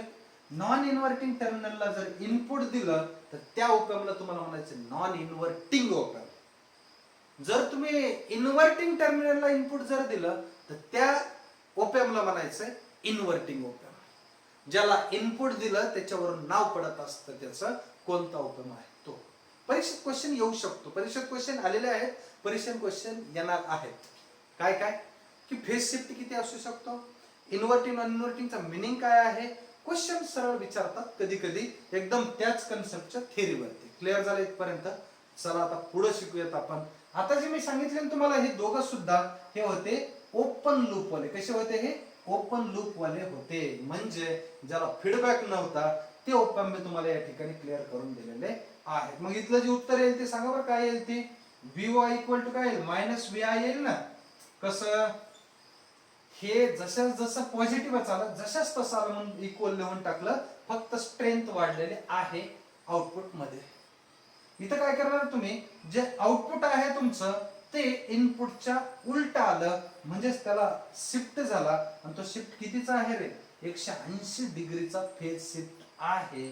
म्हणून याला म्हणायचंय इन्व्हर्टिंग ऑप एम्प. त्याला काय म्हणतो आपण? Inverting op amp. विद्यार्थी मित्रांनो तुम्हाला कन्सेप्ट सांगतो. आपल्याला ज्यावेळेस आता डिजिटल इलेक्ट्रॉनिक्स शिकायचं ना तिकडे लॉजिक गेट्स असतात. तिकडे काय असतात? Logic gates. तुम्ही इकडे सुद्धा यूज करू शकता. पण लॉजिक गेट मध्ये बेसिकली 3 प्रकारचे गेट असतात. किती? 3 प्रकारचे. लॉजिक गेट ही अशी सर्किट आहे इलेक्ट्रॉनिक सर्किट की त्याला तुम्ही 10 च्या फॉर्म मध्ये इनपुट द्यायचं ते 10 च्या फॉर्म मध्येच आउटपुट देतो तुम्हाला. आणि जे लॉजिकल सर्किट असू दे किंवा जे डिजिटल इलेक्ट्रॉनिक्स असतं ते डिजिटल इलेक्ट्रॉनिक्स कम्प्लिटली बनलेलं असतं. ते बनलेलं असतं बायनरी नंबर सिस्टम वरती. आणि बायनरी नंबर सिस्टम मध्ये 1 आणि 0 हे 2 काय येत असतात? नंबर्स येत असतात. मग विद्यार्थी मित्रांनो एक गोष्ट लक्षात ठेवा. हे कुठून आलं काय आलं सांगतोय तुम्हाला. लॉजिक गेट 3 प्रकारचं बेसिकली. एक आहे बेसिक लॉजिक गेट, दुसरा आहे युनिव्हर्सल लॉजिक गेट आणि तिसरा आहे स्पेशल पर्पज लॉजिक गेट्स. मग बेसिक लॉजिक गेट मध्ये पुन्हा 3 टाइप्स पडतात. कोणते कोणते 3? बेसिक लॉजिक गेट मध्ये अँड आहे, ऑर आहे आणि नॉट आहे. अँड ऑर नॉट बघा सांगतो तुम्हाला वाटलं समजून. इकडे लिहून देतो समजावून. लॉजिक गेट्स याच्यामध्ये 3 टाइप्स पडतात. एक बेसिक, दुसरा युनिव्हर्सल. मी डिटेल मध्ये तिकडे शिकवल तुम्हाला. फक्त मला एक पॉइंट सांगायचा इथलं त्याच्यामुळे ती सगळं पसारा तुम्हाला सांगावं लागत आहे. आणि तिसरा आहे स्पेशल पर्पज. Special purpose. आता मित्रांनो स्पेशल पर्पज लॉजिक गेट या बेसिक मध्ये एक येतं अँड, दुसरं येतं ऑर आणि तिसरं असतं नॉट. तिसरं असतं नॉट. आता हा नॉटच आपल्याला इथं महत्वाचा आहे. युनिव्हर्सल मध्ये सुद्धा 2 येतात. एक असतो नॅन्ड आणि दुसरा असतो नॉर. दुसरा असतो नॉर. स्पेशल पर्पज मध्ये पुन्हा 2 येतात. एक्स ऑर आणि X nor. X nor. Clear झालं इथपर्यंत? तर हे सगळे झाले तुमचे logic gates. There are 7 logic gates. या 7 लॉजिक गेट्स पैकी सुद्धा परीक्षेत 100% क्वेश्चन येतात म्हणजे येतात. येणार म्हणजे येणार. प्रत्येक परीक्षांना काहीतरी ह्याचं खालीवरी करून क्वेश्चन विचारले जातात.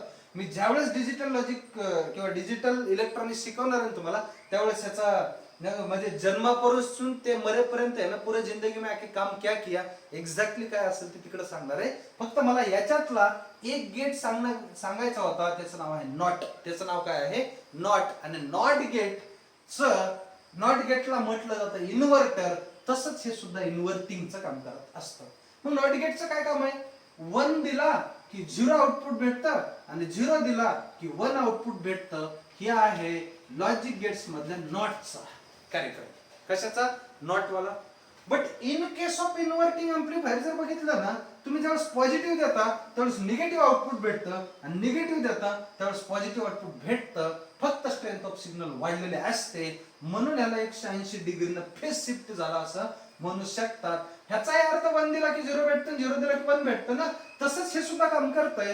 पॉझिटिव्ह दिला की निगेटिव्ह भेटतं, निगेटिव्ह दिला की पॉझिटिव्ह भेटतं. That is called as inverting op amp. त्याला म्हणायचं इन्व्हर्टिंग ऑप एम्प. मी लॉजिक गेटचा 1% सुद्धा शिकवलं नाही. लॉजिक गेट खूप मोठा आहे आणि लॉजिक गेट खूप इंटरेस्टिंग आहे आणि एक्झाम मध्ये सुद्धा कंपल्सरी या 7 गेट पैकी एकाच दुसरा गेट येणार म्हणजे येणार. मी लॉजिक गेटला बाजूला ठेवतोय. जिथं डिजिटल इलेक्ट्रॉनिक्स होईल तिथं डिटेल मध्ये लॉजिक गेट सुद्धा आपल्याला शिकायचे आहेत. मला वाटतं आता ही गोष्ट तुम्हाला जी बोर्ड वरती दिले ते समजलंय. काय आहे ओपॅम्प आहे. ओपॅम्पला 5 टर्मिनल. कोणते कोणते 5 टर्मिनल? V1 आणि V2 हे जे दोन आहेत ते एकाला नॉन इन्व्हर्टिंग दुसऱ्याला इन्व्हर्टिंग टर्मिनल म्हणा. प्लस VS मायनस VS जे आहेत ते दोघं काय आहेत तर ते सप्लायचे टर्मिनल्स आहेत आणि V आउट हे आउटपुट टर्मिनल आहे. मग विद्यार्थी मित्रांनो, जे आयसी बनलेले असते ना, समजा for example 741 IC 741 IC. IC is what? Integrated circuit. विद्यार्थी मित्रांनो, ओपॅम्प काय गोष्ट आहे सांगतो तुम्हाला. ओपॅम्प काय गोष्ट आहे क्लिअर करून देतो तुम्हाला. ऍम्प्लिफायरचा अर्थ वीक सिग्नलला स्ट्रॉंग सिग्नल मध्ये कन्वर्ट करणे. आणि ज्या वेळेस असे number of stages of the amplifier use केले जातात त्याच एक एक्झाम्पल म्हणजे ओपॅम्प आहे. Multi stage amplifier is called as op amp असं म्हणू शकतात तुम्ही. Operational amplifier. मग का बरं नंबर ऑफ कॅस्केड कनेक्शन मध्ये यूज करायचे ऍम्प्लिफायर ते सुद्धा सांगतो. What is cascade? शब्द तर नवीन वापरलाय. एखादा शब्द जर कानावर पडला तर तो शब्द आपल्याला कळलाच पाहिजे, तर आणि तरच अभ्यास होतो. अभ्यासाची एकच स्पष्ट भाषा आहे माझी, एकच स्पष्ट व्याख्या आहे की सिलेबसचा प्रत्येक पॉइंट माहित असणं दॅट इज कॉल्ड एज अभ्यास. एकदम सोपी भाषा. मग एखादा शब्द मी बोलता बोलता टेक्निकल शब्द वापरतोय तर त्या शब्दाचं मिनिंग माहित पाहिजे आणि ते ज्याला कळला आणि ते जोपर्यंत कळत नाही तोपर्यंत त्याचा पिच्छा सोडायचाच नाही. कस काय अभ्यास होत नाही बघूया आपण. होतच 100% होतच. फक्त त्यासाठी इंटरनेट आहे. गुगल बाईला सगळं दुनियादारी माहिती ना. गुगल बाईला सगळंच माहिती त्याच्यावर टाकायचं. हा फक्त एक गोष्ट आहे, गुगल वरती बऱ्यापैकी चुकीची सुद्धा इन्फॉर्मेशन भेटू शकते. त्याबद्दल सतर्क राहणं गरजेचं आहे, जेणेकरून की एक्झाम मध्ये जर तुमचे क्वेश्चन चुकले तर ते त्याच्यामध्ये गुगल बाईला तुम्ही पुन्हा कंप्लेंट करू शकत नाही त्याच्या विरोधात, कारण त्याचं काहीच तुम्हाला माहित नाही. क्लिअर झालं इथपर्यंत? म्हणून सांगतोय. बरं ठीक आहे, ऑथेंटिक पुस्तकं आहेत भरपूर ठिकाणी. काही गोष्टी तुम्हाला गुगल वरून सुद्धा भरपूर चांगल्या सुद्धा गोष्टी आहेत. एखाद दुसरी गोष्ट चुकीत सुद्धा सापडू शकते. का तर गुगल काही माणूस नाही. आपण जे काही फीड करतो तिथे डेटा वेबसाईट वेगवेगळ्या त्याच्यानुसार ते तुम्हाला काय करते, तुम्ही जे सर्च करता त्याच्यानुसार ते दाखवत असते. त्याची चूक काय आहे? जे माणसं त्याच्यात वेबसाईट थ्रू जे भरतायत ना डेटा, बरेच जण ते चुकीचं टाकतात. त्याच्यामुळे विद्यार्थ्यांची काही गलती होऊ शकते. म्हणून सांगतोय गुगल वरती किती प्रमाणात विश्वास ठेवायचा आहे तर तो लक्षात ठेवा. अगोदर पुस्तकातून अभ्यास करा, कंटेंट चांगला समजून घ्या आणि नंतर गुगलवरच्या गोष्टी बघा. बऱ्यापैकी तुम्हाला डिफरन्स ठीक आहे. कंटेंट म्हणजे लिहिण्याची भाषा वेगळी असू शकते, पण डायरेक्टली चुकीचा कन्सेप्ट असेल तर तो तुमच्या लक्षात येऊ शकतो. त्याच्यामुळे लक्षात ठेवा, व्यवस्थित सर्च करत असताना ऑथेंटिक साइट्स वगैरे तुम्ही वापरणं गरजेचं आहे. जाऊ द्या, हे लॉजिक गेट्स मला सांगायचंच नव्हतं. लॉजिक गेट्स मध्ये नॉट गेट आहे तो सांगायचा होता, पण नेमकं नॉट गेट कुठून आला आणि काय आलं हे कन्फ्युजन नको म्हणून मी तुम्हाला ह्यांचा फ्लो चार्ट इथे या ठिकाणी लिहून दिलेला आहे. नॉट गेटचं काम काय? 1चं 0 करतं, 0चं 1 करतं, ऑफचं ऑन करतं, 1चं ऑफ करतं. लॉजिक गेट्स मध्ये ते नॉट गेटचं काम असतं. तसंच ह्या ओपॅम्प मध्ये सुद्धा इन्व्हर्टिंग ओपॅम्प जो असतो तो काम तशा टाईपचं करतो. कसं काम करतोय? पॉझिटिव्हचं निगेटिव्ह करतो, निगेटिव्हचं पॉझिटिव्ह करतो. म्हणजे 180 डिग्री मध्ये फेज शिफ्ट करायचं काम करत असतो तुमचा इन्व्हर्टिंग ओपॅम्प. मला वाटतं ही गोष्ट आता कळली असेल. विद्यार्थी मित्रांनो, काय झालं रे? एकदा 1 मिनिटात रॅपिड फायर राऊंड घेतो म्हणजे मला पुढचं शिकवायला आणखी सोपं जाते. ओपॅम्प आहे. ओपॅम्पचे टर्मिनल झाले. इन्व्हर्टिंग निगेटिव्हला इन्व्हर्टिंग म्हणून, पॉझिटिव्हला नॉन इन्व्हर्टिंग म्हणू शकतात. जर तुम्ही इनपुट दिला पॉझिटिव्हला तर त्याला नॉन इन्व्हर्टिंग म्हणायचं, आणि जर तुम्ही इनपुट दिलं इन्व्हर्टिंगला किंवा निगेटिव्हला तर त्याला इन्व्हर्टिंग ओपॅम्प म्हणायचं. सरळ आहे. जे इनपुट दिलं त्याच्यापेक्षा आउटपुट जास्त भेटन, मोठं भेटन, स्ट्रॉंग भेटन. जे इनपुट दिलं त्याच्यापेक्षा आउटपुट मोठं भेटलं, स्ट्रॉंग भेटलं. इथं भेटताना ते काहीच फेज शिफ्ट झालं नाही, किंवा 0 डिग्री फेज शिफ्ट म्हणा, किंवा त्याला 360 डिग्री फेज शिफ्ट सुद्धा म्हणू शकतात. ऑप्शन शोधा, जे असेल त्याच्यानुसार तुम्ही टिक करू शकता, पुढे जाऊ शकता. इन्व्हर्टिंग ओपॅम्प मध्ये काय होतं? तेच सिग्नलचं उलट करतं, 180 डिग्रीनं फेज शिफ्ट होत असतो. क्लिअर झालं इथपर्यंत? हा चला, हे एकंदरीत हे झालं तुमचं ओपॅम्प आणि हे आता मी शिकवतो पुढचं कंटेंट लिहून घ्या. आता बघा फीडबॅक काय भानगड आहे. मित्रांनो एक गोष्ट लक्षात ठेवा, ह्याचा अर्थ बघा. फीडबॅक, फीड म्हणजे खाऊ घालणे आणि बॅक म्हणजे तिकडे बॅक साईडला नेऊन, that is called as a feedback. विद्यार्थी मित्रांनो महत्वाचा मिनिंग काय आहे समजून घ्या. फीडबॅक आपल्याला ओपॅम्प मध्ये तर शिकायचं आहे, ज्याला आपण LIC किंवा ज्याला आपण अॅनालॉग इलेक्ट्रॉनिक्स म्हणतो, ह्याच्यात तर फीडबॅक शिकायचं आहे, अतिशयच महत्वाचं आहे, त्याच्यात काही वाद नाही. पण फीडबॅकचं आणखी जास्त महत्व जर बघितलं तर तुम्ही कंट्रोल सिस्टीम मध्ये सुद्धा शिकणार आहात. ओपन लूप कंट्रोल सिस्टम आणि क्लोज लूप कंट्रोल सिस्टम, जे आपण इलेक्ट्रिकल आणि इलेक्ट्रॉनिक्सच्या विद्यार्थ्यांना कंट्रोल सिस्टीम नावाचा सब्जेक्ट होता, ते इंजिनिअरिंग मध्ये तुम्ही अकॅडमिक्स मध्ये शिकलेले आहात. तिकडे सुद्धा फीडबॅक खूप महत्वाचा आहे. तर फीडबॅक इथंही समजून घ्या, तिथं तर तुम्हाला पुन्हा रिपीट होईलच चांगला, काही काळजी करू नका, पण इथं सुद्धा व्यवस्थित समजून घ्या. समजा एखादा डिव्हाइस आहे, इमॅजिन करा ह्याला, हे डिव्हाइस आहे, कुठलाही डिव्हाइस असू द्या, मी याला ओपॅम्पच असं म्हणतो. काय म्हणतो याला? ओपॅम्प म्हणतो. हे दिलेलं आहे समजा इनपुट, काय आहे हे? इनपुट आहे, आणि इथून इकडे भेटलेलं आहे तुमचं आउटपुट, याला काय म्हणायचंय? आउटपुट. विद्यार्थी मित्रांनो बघा, हे दिलंय इनपुट, मध्ये प्रोसेस होती, जे काही प्रोसेस आहे ते तुम्ही कोणता ओपॅम्प यूज केलाय त्याच्यावरती डिपेंड आहे ते सुद्धा, आणि भेटतं आउटपुट, आणि भेटतं आउटपुट. आता या आउटपुटचा काही part, some part of the output is given back to the input. काय म्हणायचं त्याला? सम पार्ट, काही पार्ट घ्यायचा कुठला? आउटपुटचा. Some part of output is given back to the input is known as feedback. मला खूप सोप्या भाषेत त्याला समजून सांगता येऊ शकेल, किंवा तुम्ही त्याला समजून घेऊ शकाल. फीड म्हणजे खाऊ घालणं, बॅक म्हणजे मागे नेऊन. व्हॉट इज मागे नेऊन? इकडे लक्षात घ्या, आउटपुट इथं आलंय पुढं, ह्या आउटपुटचा काही पार्ट घ्यायचा, some part of output is given back to the input, आणि नेऊन कोणाला द्यायचंय? इनपुटला द्यायचंय. That is called as a feedback. त्यालाच काय म्हणतो आपण? फीडबॅक. बरं जाऊ द्या, त्याही पेक्षा पुढचं महत्वाचं एक उदाहरण सांगतो, आणि लगेच तुमचा कन्सेप्ट क्लिअर होऊन जाते. फॉर एक्झाम्पल, आता इमॅजिन करा की समजा इथं मी आहे, ह्याला मी इथं सहदेव केंद्र लिहिलंय.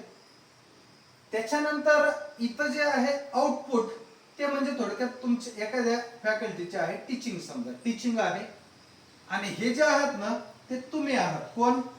तुम्ही आहात. तुम्ही, हे मी आहे, फीडबॅक एलिमेंट तुम्ही आहात, आणि हे टीचिंग फॅकल्टीचे टीचिंग आहे. आणि इमॅजिन करा की हा जो ओपॅम्प आहे ते एखादा टीचर आहे, कुणीतरी आपल्याकडे जो एखादी फॅकल्टी आहे तो समजा टीचर आहे. क्लिअर झालं?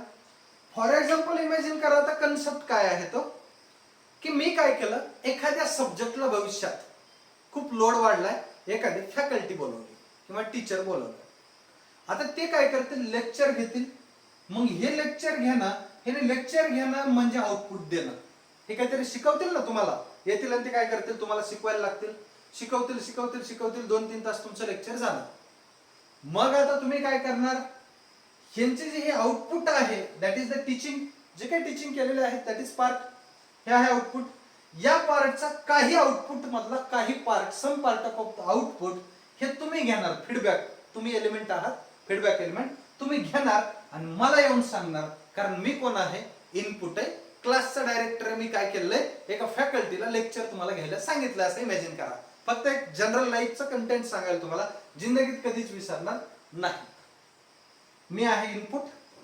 मी काय केलं? सिस्टम उभं केलं, ही टीचर फॅकल्टीला बोलवलं, त्या फॅकल्टीने हे शिकवलं, म्हणजे आउटपुट भेटलं, काहीतरी आउटपुट भेटलं. त्या आउटपुटचा काही पार्ट तुम्ही काय करणार? घेणार. फीडबॅक एलिमेंट म्हणजे तुम्ही आहात स्वतः, तुम्ही घेताय तिथलं आउटपुट आणि मला येऊन इनपुटला देताय. That is called as a feedback. त्यालाच आपण म्हणतो feedback. Again there are 2 types of the feedback. किती प्रकारचे फीडबॅक असतात? 2 प्रकारचे फीडबॅक असतात. One is a positive feedback, आणि त्याला पॉझिटिव्ह फीडबॅक म्हणा, आणि दुसरा आहे निगेटिव्ह फीडबॅक. आता मला सांगा, पॉझिटिव्ह फीडबॅक आणि निगेटिव्ह फीडबॅकचा अर्थ तुम्हाला आता कळलाच असेल, नावावरूनच कळला असेल. जनरल लाईफचं एक्झाम्पल जर म्हटलं तर तुम्ही काय म्हणताल की ह्याचं लेक्चर झालं की आता ते 2 तास मस्तपैकी त्यांनी बोर केलेलं असेल, चांगलं शिकवलेलं असेल, जे काय असेल ते तुम्ही येऊन मला सांगणार आहेत सर काय एक नंबर फॅकल्टी दिली, एकदम भंगार शिकवलं त्यांनी. That is also one type of the negative feedback. किंवा एखाद्या विद्यार्थ्याला ते आवडेल किंवा दुसरं फॅकल्टी असेल तर त्याचं चांगलं जर टीचिंग वाटली तर तुम्ही काय सर एक नंबर फॅकल्टी, हेच कंटिन्यू करा, खूप छान शिकवतात. That is the positive feedback. म्हणजे थोडक्यात हे जे काय आउटपुट भेटतंय it is the okay or not, हे जे काय असेल ते तुम्ही फीडबॅक एलिमेंट आहात, तुम्ही इतर घेणार, कोणाला नेऊन देणार, इनपुटला नेऊन देणार, आणि that is called as a feedback. मग आता फीडबॅकची डेफिनेशन जिंदगीत विसरली नाही पाहिजे. What is feedback? Some part of output. Some म्हणजे थोडंसं काहीतरी, त्याच्यातलं काही कंटेंट. आता तुम्ही येऊन काय एखादा विद्यार्थी मला डायरेक्टली त्या मॅडमनी त्या सरनी जे काही फॅकल्टीने शिकवलेलं आहे ते जशाच तसं येऊन शिकवत बसणार आहे का 2-2.5 तास? नाही, काही पार्ट घेईल. हा सर ह्यांचं हे असं भारी वाटलं, ते खराब वाटलं, ते असं तसं जो काय आहे तो तुम्ही मला फीडबॅक येऊन देणार आहात. याचा अर्थ काय कळलं का? Some part of output is given back to the input, that is called as a feedback. Again there are two types of the feedback. One is a positive feedback, another one is a negative feedback. एक असतो positive feedback आणि एक असतो negative feedback. ज्या वेळेस positive feedback दिला जात असतो त्यावेळेस ते काम करतं ऑसिलेटर. कशाच काम करतं? ऑसिलेटरचा. हा परीक्षेत क्वेश्चन आलेला आहे. Whenever the positive feedback is given to the amplifier that, किंवा त्या ओपॅम्पला तुम्ही ज्यावेळेस पॉझिटिव्ह फीडबॅक देत असतात that time it will act as a oscillator. हे कशाचं काम करतं? ऑसिलेटरचं काम करतं. आणि ज्यावेळेस तुम्ही निगेटिव्ह फीडबॅक देत असतात त्यावेळेस ते काम करत असतं एम्प्लिफायरचं. कशाचं काम करतं? एम्प्लिफायरचं काम करत असतं. हा पॉइंट क्लिअर झालाय का? चला फीडबॅक वाला कन्सेप्ट तुम्हाला सांगतो. काय कन्सेप्ट आहे? फीडबॅक म्हणजे फीड म्हणजे खाऊ घालणे, बॅक म्हणजे मागे नेऊन खाऊ घालणे. That is called as feedback. आता फीडबॅक शब्दाचा अर्थ लक्षात ठेवा, तुम्हाला लक्षात येऊन जाईल. हे इथं आउटपुट आहे, याच्यातलं काही पार्ट घ्यायचा आणि कुठं नेऊन द्यायचं आहे? इनपुटला द्यायचं आहे. या एक्झाम्पल मध्ये, जस्ट एक्झाम्पल मध्ये मी काय सांगितलं तुम्हाला? इनपुट मी आहे, हे जे इथला ओपॅम्प म्हणजे ते आहे फॅकल्टी, कुणीतरी टीचर आहे, त्यांचं शिकवणं म्हणजे आउटपुट आहे, आणि तुम्ही फीडबॅक एलिमेंट आहात, तिथला आउटपुट घेणार आणि कुठे नेऊन देणार? इनपुटला. मग तुम्ही जसा फीडबॅक दिला त्याच्यानुसार मी इकडून कमांड देणार. काय करणार? कमांड देणार. काय कमांड देणार मी? की तुमचा फीडबॅक ओके आहे, आउटपुट एकदम चांगला आहे, तुम्ही कंटिन्यू करा, ही माझी कमांड असेल.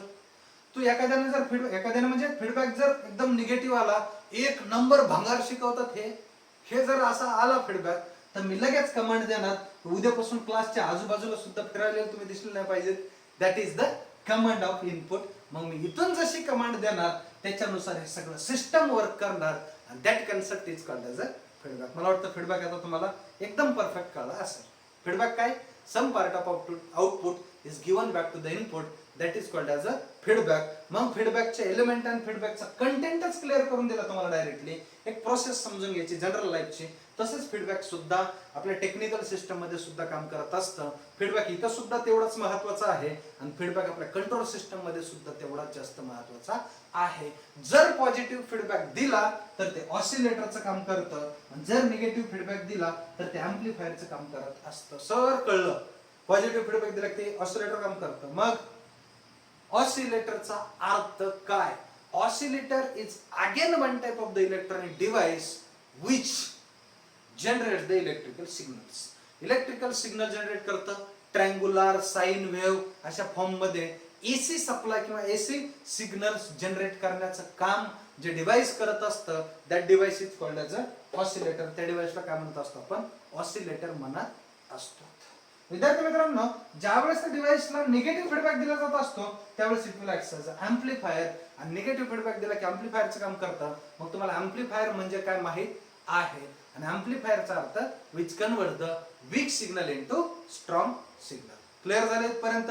बघा विद्यार्थी मित्रांनो, आता जो मी कन्सेप्ट सांगणार आहे ना तो 100% परीक्षांना येतो. किती टक्के? 100%. मी ह्याला अगोदर लिहून टाकतो इथं स्टार आणि VVIP.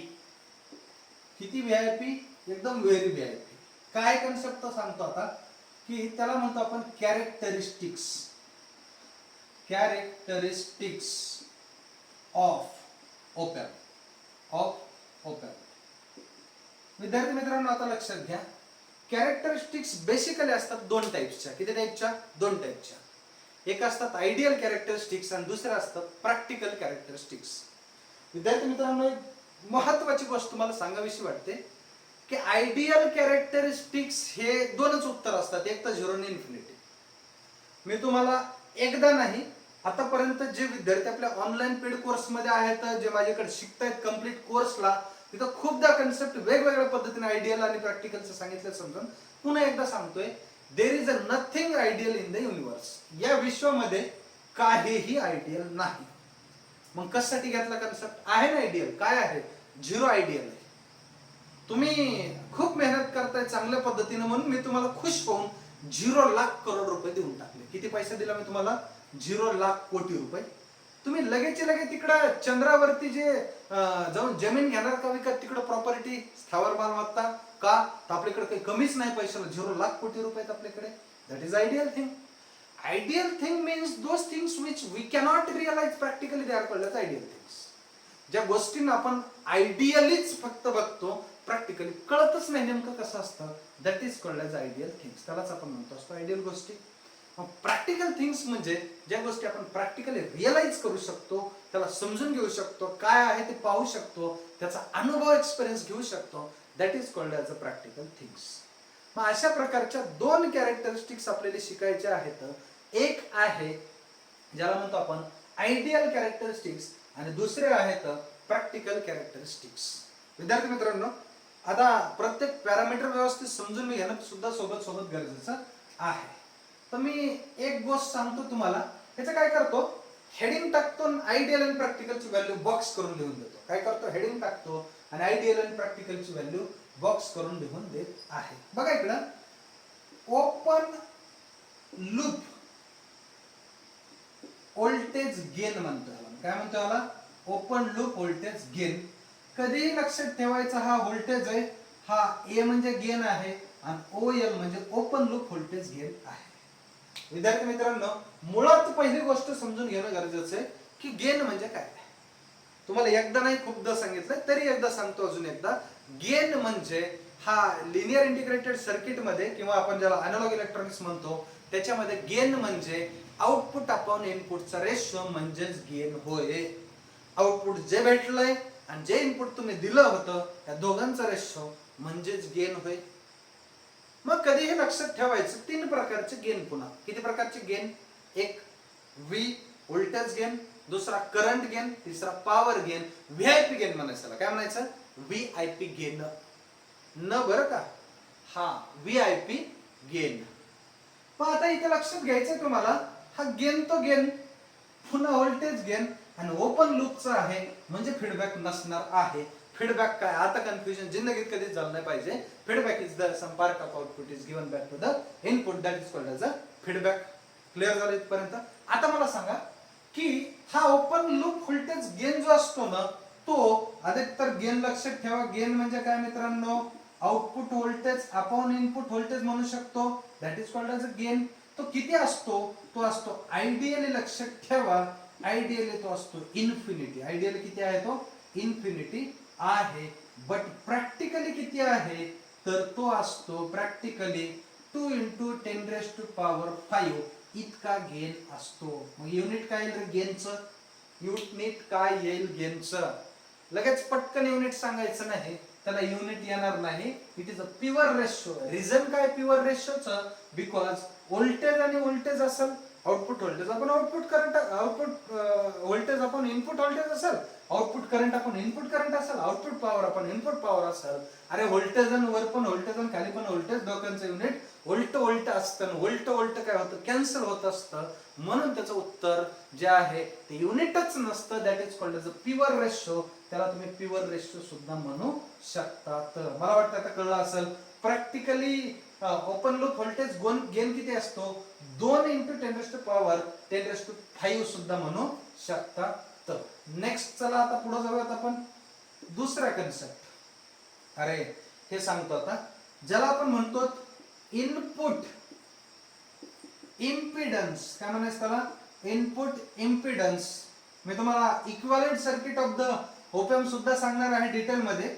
त्याच्यात तुम्हाला इनपुट इम्पिडन्स बघायला भेटतो, त्याला तुम्ही इनपुट इम्पिडन्सला ZI ने दाखवता किंवा इनपुट रेजिस्टन्स सुद्धा म्हणू शकता, ज्याला तुम्ही RI ने दाखवू शकता. तर तो असतो इनपुट इम्पिडन्स किंवा इनपुट रेजिस्टन्स जो आहे तो असतो आयडियली इन्फिनिटी. कसा आहे तो? आयडियली इन्फिनिटी आहे. मी याला बॉक्स करून देतो म्हणजे मला प्रॅक्टिकली सुद्धा तुम्हाला लिहून द्यायला पुन्हा सोपं जात असतं. तो किती असतो प्रॅक्टिकली? तर तो 1 मेगा ओहम पेक्षा जास्त असतो. किती असतो?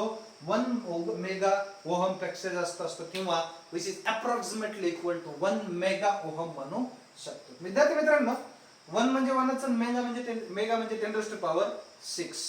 10⁶ म्हणजे एकाच्या पुढे 6 शून्य. मला खूप जण विचारतात की सर ते झिरो किती घ्यायचे? 10⁶ ला मी तुम्हाला लॉजिकली सांगू का? काहीतरी असं वेगळं करावं लागतं. मजा येते अभ्यास करत असताना. 10⁶ म्हणजे हा एक जशाच तसा लिहिला का, इथला उचलून जशाच तसा लिहिला आणि ह्या झिरोच्या ह्या शून्याच्या टाकल्यावरती 6 आहे म्हणजे 1 2 3 4 5 आणि 6 असे शून्य घ्यायचे. दिस इज कॉल्ड एज 10⁶. म्हणजे 1 च्या पुढे 6 शून्य टाकले की हे येतं तुमचं उत्तर. म्हणजे किती ओहम झाला हा बघा. एकक दशक शतक सहस्त्र दशक लक्ष दशलक्ष 10 लाखच्या आसपास झाला. बरोबर आहे का?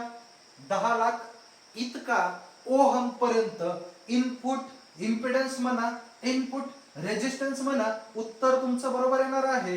तिसरा घ्या, अतिशय महत्वाचा तिसरा, त्याला आपण म्हणतो CMRR. काय आहे हा? CMRR म्हणजे काय सर? सांगतो. Common mode rejection ratio.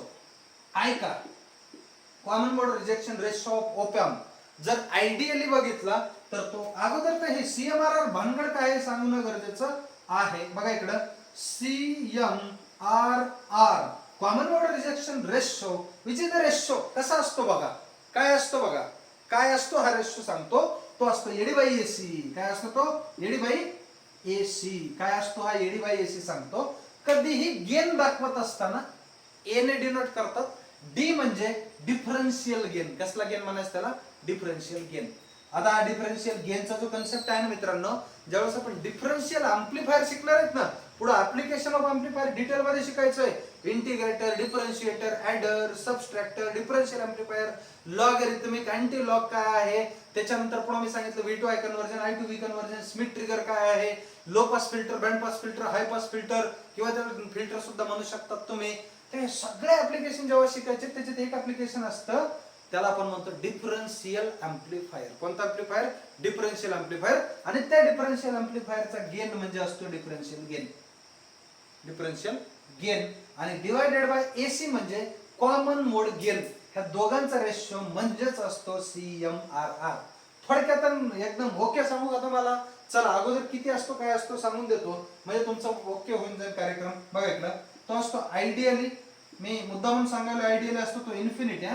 Ideal किती आहे तो? इन्फिनिटी. ते डब्बे खूप महत्वाचे, परीक्षेत हा डब्बा विचारला जातो. आणि प्रॅक्टिकली किती असतो? तर प्रॅक्टिकली तो ग्रेटर दॅन जवळपास जर बघितलं 60 dB डेसिबलच्या आसपास असतो. किती असतो? 60 डेसिबलच्या आसपास असतो. This is called as a decibel is the unit of CMRR किंवा त्याला आपण म्हणतो कॉमन मोड रिजेक्शन रेशो. काय असतो? CMRR चा अर्थ म्हणजे थोडक्यात कॉमन मोडचे सिग्नलला रिजेक्ट करणारा जो काही पार्ट आहे, की जी काही गोष्ट आहे, that is called CMRR. For example मी तुम्हाला शिकवतोय, मी शिकवत असताना माझा आवाज जर तुमच्या कानावरती व्यवस्थित पोहोचतोय तर चांगली गोष्ट आहे.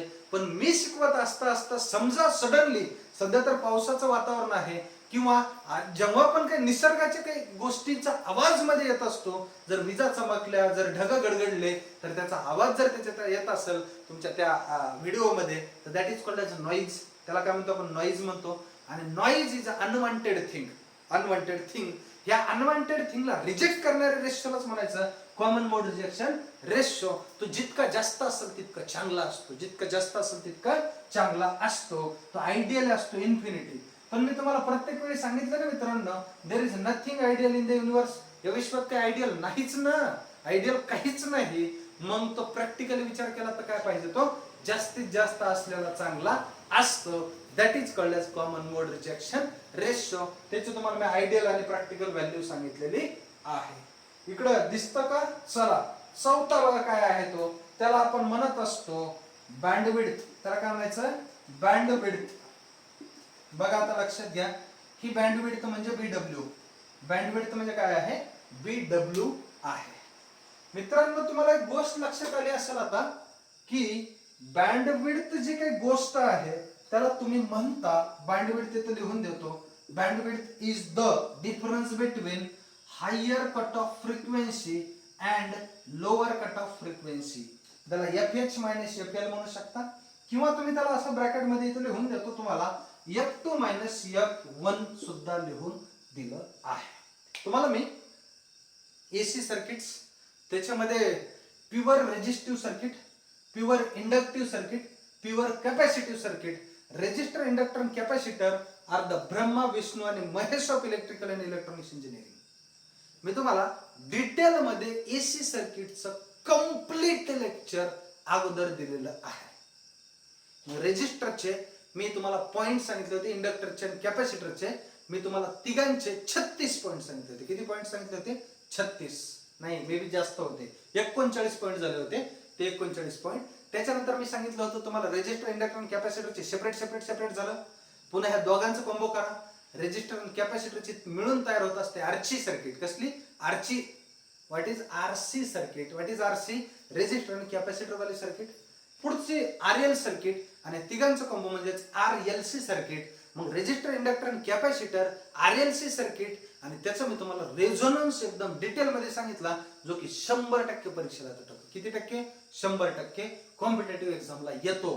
खूप वेळा जे काही अंदाज मी सांगायला तुम्हाला, हे नंबर ऑफ एक्झामचं अनालिसिस आहे, याच्यावरून तुम्हाला सांगत असतो. 100% ते तसं घडत असतं. रेझोनन्स वरती क्वेश्चन असणार म्हणजे असणार, कोणत्याही परीक्षेला जा किंवा मागचे पेपर काढून बघा, ज्याचे ज्याचे सापडतील तेवढे त्याच्यात रेझोनन्स क्वेश्चन दिसल. बरे का सांगतो मी एवढं जास्त? तर बँडविड्थ मी तुम्हाला तिथे एकदम डिटेल मध्ये ग्राफिकल रिप्रेझेंटेशन वरती सांगितलं होतं. मग इथं फक्त बँडविड्थचा कन्सेप्ट समजून घ्या. Higher cut off frequency, lower cut off फ्रिक्वेन्सीचा जो डिफरन्स असतो that is called as a bandwidth. त्यालाच आपण म्हणतो बँडची विड्थ. कसली विड्थ आहे? एक बँड आहे. कसा बँड आहे? की एक फ्रिक्वेन्सी, समजा इमॅजिन करा की हे असं आहे, इमॅजिन करा हे असं आहे आणि हे इकडे समजा फ्रिक्वेन्सी तुमचं, ही फ्रिक्वेन्सीच आहे आणि इकडे तिथे करंट वगैरे काही पण असू दे, काही प्रॉब्लेम नाही. मग इथला ह्याला म्हणायचं FH, ह्याला म्हणा FH, आणि हे जे आहे त्याला म्हणा FL, आणि हे इथून ते इथपर्यंत असतं ना, हे इथून इथपर्यंत, आणि this is called as a band. ह्याला काय म्हणतो आपण? बँड म्हणत असतो. ज्यावेळेस आपल्याला फिल्टर डिटेल मध्ये शिकायचं ना, फिल्टर खूप महत्वाचं सर्किट आहे, पुढं आहे, तर ते फिल्टर शिकत असताना तिथं band pass filter, band stop filter असे प्रकार आहेत. त्याचा बँडचा मिनिंग कळून तुम्हाला ट्रान्झिशन बँड काय असतो तोही कळल, आणि इथला हायर कट ऑफ आणि लोअर कट ऑफ ह्या दोघांचा डिफरन्स म्हणजेच बँडविड्थ होय. आणि ती बँडविड्थ जी असते ती आयडियल इन्फिनिटी, पण प्रॅक्टिकली ते बघा आयडियल किती असते, हे आयडियली परीक्षेत विचारतात ते असते इन्फिनिटी, आणि प्रॅक्टिकली असते जवळपास 1 मेगा हर्ट्झच्या आसपास. युनिट मेगा हर्ट्झ दिलंय. पुन्हा एकदा मेगा आली बघा इकडं. मेगा म्हणजे 10⁶, आणि 10⁶ म्हणजेच हे 10 लाख असतं. किती असतं? 10 लाख हर्ट्झ पर्यंत बँडविड्थ असते प्रॅक्टिकली ओपॅम्पची. आणि these are the called as the characteristics of the op amp. मित्रांनो मी तुम्हाला ज्या कॅरेक्टरिस्टिक्स सांगितल्या ना, त्याच्यातले आतापर्यंत झाल्या 4. Open loop voltage gain, input impedance, common mode rejection ratio आणि बँडविड्थ. सगळ्यांचेच ideal value infinity infinity infinity आहे. तर पहिले 4चे इन्फिनिटी. परीक्षक क्वेश्चन जर आला ideal value of the common mode rejection ratio that will be equal to infinity. जर प्रॅक्टिकली विचारला तर मी प्रॅक्टिकलचं सुद्धा लिहून दिलेलं आहे. चला आता पुढे जाऊयात. हे सगळ्या इन्फिनिटी वाले मी खतम करून टाकलेले आहेत. आता आपल्याला पुढे जायचंय, आपल्याला शिकायचं आता झिरो वाल्या. बघा 5वी कॅरेक्टरिस्टिक्स काय आहे? 5वी कॅरेक्टरिस्टिक्स आहे ज्याला आपण म्हणतो, इथं काय पाहिलं आपण? Input impedance. इथं पाहू आता आउटपुट इम्पिडन्स. आउटपुट इम्पिडन्स त्याला तुम्ही ZO म्हणू शकता.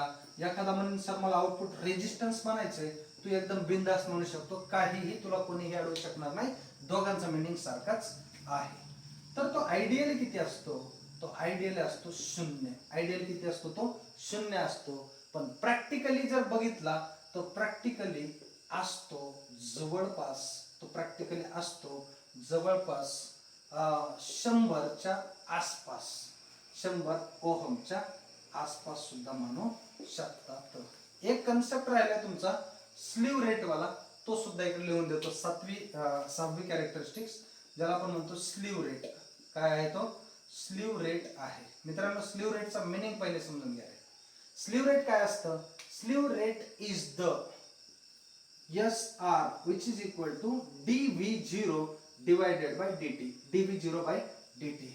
d म्हणजे डेरिव्हेटिव्ह, V0 म्हणजे आउटपुट आणि dt म्हणजे with respect to changing time. Change in output voltage to the change in time या दोघांचा रेशो म्हणजे स्लीव रेट होय. त्यालाच आपण काय म्हणतो? स्लीव रेट म्हणत असतो. आणि त्याची जर आयडियल व्हॅल्यू बघितली आणि प्रॅक्टिकल व्हॅल्यू बघितली, मागच्या परीक्षेत आलेला क्वेश्चनचं उत्तर सांगतो तुम्हाला. क्वेश्चन काय आला होता? स्लीव रेटचं युनिट काय असतं? त्याचं युनिट असतं बघा, खूप महत्वाचं, हॉटेस्ट आहे हे, वोल्ट. बघा हे dV0 वोल्ट पर मायक्रोसेकंद हे युनिट असतं. मित्रांनो, जनरली विद्यार्थी काय करतात तुम्हाला सांगता, व्होल्टेजचं वोल्ट आणि आपण टीचं एस सेकंद मध्ये वोल्ट पर सेकंद उत्तर घेतात.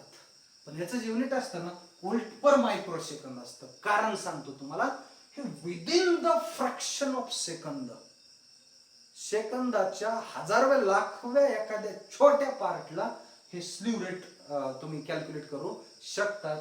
आणि this is called as a slew रेटचं unit volt per micro second. Clear झालं इथपर्यंत? हे झालं वोल्ट पर. बघा आता स्लीव रेट जो आहे तो स्लीव रेटचा अर्थ असा आहे की dV0 डिवायडेड बाय dt. याचा अर्थ change in output voltage with respect to change in time. आता हा जो काही स्लीव रेट दिलेला असतो तो आयडियली आहे आणि प्रॅक्टिकली जर पाहिला आपण तर 741 IC 741 जे इंटिग्रेटेड सर्किट असते त्याचा स्लीव रेट जो आहे तो 0.5 वोल्ट पर मायक्रो सेकंद आहे. याचा अर्थ लक्षात घ्या विद्यार्थी मित्रांनो. फॉर एक्झाम्पल समजा हे आहे तुमचा 741 IC, इकडून तुम्ही काहीतरी इनपुट या ठिकाणी दिलेलं आहे आणि याचं जे आउटपुट भेटतंय ते 0.5 वोल्ट एका मायक्रो सेकंदला भेटतं या ICचं. This is called as a slew rate. बघा आता स्लीव रेटची रेंज दिलेली आहे, कुठून कुठपर्यंत व्हॅरी होत असते ते IC टू IC वेगळे आहे. प्रत्येक वेगळ्या इंटिग्रेटेड सर्किटला याची रेंज आहे 0.5 to 1000 volt per micro second. विद्यार्थी मित्रांनो, हा मुद्दा पहिले समजून घ्या की नेमका हा वोल्ट पर मायक्रो सेकंद काय आहे. इन केस ऑफ, समजा इमॅजिन करा LT1363 नावाची जी इंटिग्रेटेड सर्किट असते याच्यामध्ये 1000 वोल्ट एका मायक्रो सेकंदला चेंज होत असतात. This is called as a slew rate of the op amp. ओपॅम्पचे जे कॅरेक्टरिस्टिक्स आपण पाहतोय, open loop gain, input impedance, CMRR, bandwidth, त्याच्यानंतर आउटपुट इम्पिडन्स आणि स्लीव रेट. तर स्लीव रेट किती आहे तर तो प्रत्येक ICचा व्हॅरी होतो. म्हणून मी त्याच्या जितके शक्य होतील तितके तुम्हाला दिले. 741 LF411 LM318 आणि LT1363 1000 volt per micro second. याचा अर्थ या IC मध्ये 1000 वोल्ट आउटपुट हे चेंज होतं. Change in output voltage with micro second. 1000 volt एका मायक्रो सेकंदला चेंज होण्याची कॅपॅसिटी असते या IC मध्ये. हे आहे. त्याच्यानंतर नेक्स्ट पार्ट तुम्हाला सांगतोय, जे काही नेक्स्ट कॅरेक्टरिस्टिक्स आहे त्याला असं म्हणायचंय VIOS. VIOS म्हणजे input offset voltage. Input offset voltage. आता विद्यार्थी मित्रांनो, हा मुद्दा समजून घ्या. इनपुट ऑफसेट व्होल्टेजचा मिनिंग असा आहे की जे दोन टर्मिनल्स आहेत ना, एक इन्व्हर्टिंग आणि एक नॉन इन्व्हर्टिंग टर्मिनल, त्याचं असं इनपुट असलं पाहिजे की त्या दोघांचा डिफरन्स जर घेतला तर आउटपुट आलं पाहिजे 0. किती आलं पाहिजे आउटपुट? 0. तर आयडियली जर पाहिलं तर आयडियली इनपुट आउटपुट व्होल्टेज जे असतं ते असतं 0 आणि प्रॅक्टिकली जे आहे त्याची रेंज दिलेली आहे. प्रॅक्टिकली जर बघितलं तर ते असतं 2 मिली व्होल्टच्या आसपास. 2 मिली व्होल्टच्या आसपास. याचा मिनिंग लक्षात घ्या. इनपुट आहे म्हणजे इनपुट साइडचे दोन व्होल्टेजेस, एक V1 आणि V2 समजा. आणि ऑफसेट व्होल्टेजचा अर्थ, ऑफ म्हणजे बंद, बंद कंडिशन मध्ये व्होल्टेज आयडियली तर येतं 0, बट प्रॅक्टिकली काहीतरी तिथं व्होल्टेज असतं, that is called as a input offset voltage. त्यालाच काय म्हणतो आपण, इनपुट ऑफसेट व्होल्टेज म्हणत असतो. क्लिअर झालं इथपर्यंत. पुढचं एक महत्वाची कॅरेक्टरिस्टिक्स, त्याला आपण 8वी कॅरेक्टरिस्टिक्स बघायची आपल्याला. त्याला आपण म्हणतो इनपुट ऑफसेट करंट, IIOS. बघा, इनपुट ऑफसेट करंट. आता हा सुद्धा इनपुट ऑफसेट करंट सुद्धा आयडियली तो 0 असला पाहिजे, आयडियली 0 असला पाहिजे. पण प्रॅक्टिकली ऑफ कंडिशन मध्ये सुद्धा तिथं करंट पास होतो आणि तो होतो जवळपास, त्याची पण एक रेंज आहे. प्रॅक्टिकली तो 6 ते 20 नॅनो एम्पियरच्या आसपास इतका करंट याच्यातून पास होत असतो. This is called as input offset current. विद्यार्थी मित्रांनो, ह्या 3 कॅरेक्टरिस्टिक्स शेवटच्या व्यवस्थित पुन्हा एकदा समजून घ्या. स्लीव रेट म्हणजे which is the ratio of, कशाचा रेशो आहे, change in output voltage with respect to changing time. मग त्याची जी रेंज सांगितली मी तुम्हाला, ते 0.5 व्होल्ट मायक्रोसेकंद पासून ते 1000 व्होल्ट मायक्रोसेकंद पर्यंत आहे. आणि त्याच पद्धतीने ही रेंज झाल्यानंतर इनपुट ऑफसेट व्होल्टेज सांगितलं. इनपुट ऑफसेट व्होल्टेज म्हणजे ऑफ कंडिशन मध्ये आउटपुट 0 असलं पाहिजे, तरीही ते 0 न येता काहीतरी प्रॅक्टिकली उरतं, आणि that is the range of 2 millivolt. 2 millivolt. Milli शब्द महत्वाचा लक्षात ठेवा. मिली इज 10⁻³ 2 मिली व्होल्टच्या आसपास प्रॅक्टिकली व्होल्टेज भेटतं, that is called as input offset voltage. Same त्याच पद्धतीनं input offset current, input offset current जे आहे तो सुद्धा तो 0 असला पाहिजे आयडियली. इनपुट ऑफसेट करंट बंद कंडिशन मध्ये तिथला जो करंट आहे तो 0 असला पाहिजे, तरीही तो 0 नाही येता तो 6 ते 20 नॅनो एम्पियरच्या आसपास येत असतो. This is called as input offset current. आणि लास्ट कॅरेक्टरिस्टिक्स राहिली, त्याला आपण 9वी कॅरेक्टरिस्टिक्स म्हणतो input bias current. Input bias current. आता विद्यार्थी मित्रांनो, एक कन्सेप्ट समजून घ्या. इनपुट बायस करंट जो आहे तो सुद्धा आयडियली 0च असला पाहिजे, पण प्रॅक्टिकली त्याची व्हॅल्यू असते 50 मिली एम्पियरच्या आसपास. आयडियली 0 असला पाहिजे किंवा असतो, आणि प्रॅक्टिकली किती असतो, 50 मिली एम्पियरच्या आसपास. मग नेमकं काय आहे इनपुट बायस करंट, तो लक्षात घ्या. आता आपल्याला माहिती, हा आहे आपला ओपॅम्प, हा आहे ओपॅम्प. हे मग इथून जाणारा करंट समजा IB1 आहे, इथून जाणारा करंट समजा असं इमेजिन करा IB2 आहे, आणि इनपुट बायस करंट कॅल्क्युलेट करायचा आहे तर तुम्हाला त्या दोघांचं घ्यावं लागेल average. IB1 plus IB2 divided by 2, this is called as input bias current, which is equal to, तो असला पाहिजे 0 आयडियली, बट प्रॅक्टिकली त्याची व्हॅल्यू येत असते 50 मिली एम्पियरच्या आसपास. किती व्हॅल्यू येते त्याची, 50 मिली एम्पियरच्या आसपास. विद्यार्थी मित्रांनो, अशा प्रकारे आजचं जे आपलं लेक्चर होतं ते पूर्ण जिथपर्यंत झालं आहे तिथपर्यंत. याच्या पुढचा जो पार्ट आहे तो सुद्धा खूप जास्त महत्वाचा. काय काय पुढे शिकायचं ते सांगतो तुम्हाला, की याच्या रिलेटेड आता फीडबॅक यूज करून इन्व्हर्टिंग आणि नॉन इन्व्हर्टिंग ओपॅम्प, त्याच्यानंतर जे मी तुम्हाला 13-14 जे ऍप्लिकेशन लिहून दिले होते ना, प्रत्येक ऍप्लिकेशन ओपॅम्पचं शिकायचं आहे. इनपुट काय दिल्यानंतर आउटपुट कशा फॉर्म मध्ये भेटतं, त्याचं जे छोटे छोटे डेरिवेशन असते तो सुद्धा खूप महत्वाचं असतं. त्याचं जे आउटपुटचं डेरिवेशन आहे ते सुद्धा. आणि अतिशय महत्वाचं, गेन रिलेटेड क्वेश्चन्स परीक्षेत येतात. कोणता गेन, तो एक असतो इन्व्हर्टिंग गेन, तो असतो ज्याची व्हॅल्यू आहे -RF/R1. कशी आली, कुठून आली, मी पुढच्या लेक्चर मध्ये घेईल. आणि जो नॉन इन्व्हर्टिंग गेन आहे त्याची व्हॅल्यू असते 1 + RF divided by R1. RF is जो फीडबॅक रेजिस्टन्स आहे तो, आणि R1 म्हणजे जो आपल्या इनपुट टर्मिनलचा जो रेजिस्टन्स आहे, that is called age R1. तर हे सगळे गेन याच्या रिलेटेड सगळे क्लोज लूप मध्ये कशा पद्धतीने हे यूज केला जात असतो ओपॅम्प, आणि सगळ्या गोष्टी घ्यायच्यात. सोबत अतिशय महत्वाची गोष्ट त्याच्यातली, equivalent circuit of the op amp ती सुद्धा पुढे शिकायची आहे आपल्याला. इक्विव्हॅलंट सर्किट मध्ये इनपुट इम्पिडन्स, आउटपुट इम्पिडन्स, त्याची कम्प्लीट व्यवस्थितरित्या डायग्राम आणि सगळ्या गोष्टी डिटेल मध्ये आपण पुढच्या एखाद्या लेक्चर मध्ये कंप्लीट करून देणार आहोत. आणि या पद्धतीनं तुमचं आजचं लेक्चर या ठिकाणी कंप्लीट झालं असं जाहीर करतो आणि 2 मिनिटात रॅपिड फायर राऊंड घेतो. काय काय झालेलं आहे, अॅनालॉग इलेक्ट्रॉनिक्स सुरू केलं. अॅनालॉग इलेक्ट्रॉनिक्स मध्ये बेसिक बिल्डिंग ब्लॉक आहे आपला transistor. Transistor is a heart of an amplifier. Amplifier which is the device which converts, कशाचं काम करतं, weak signal is converted into strong signal.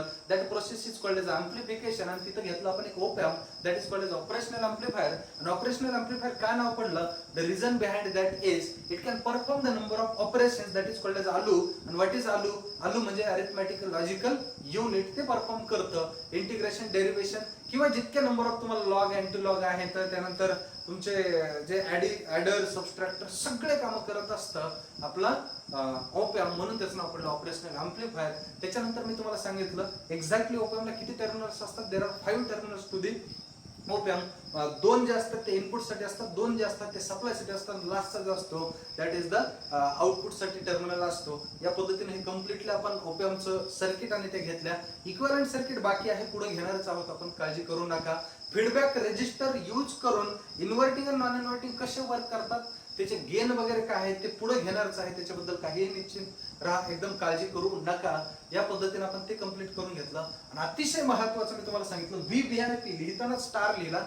Very very important part काय आहे तर ते आहेत कॅरेक्टरिस्टिक्स. कॅरेक्टरिस्टिक्स 2 प्रकारचे असतात. वन इज आयडियल कॅरेक्टरिस्टिक्स आणि other one is practical characteristics. But always always always लक्षात ठेवायचं, there is nothing ideal in the universe. या विश्वात काहीच आयडियल नाही. Even God is also not ideal. का, जर शब्द ideal means those things are universal accepted, ज्या विश्वानं ऍक्सेप्ट करून टाकले that things are called as ideal things.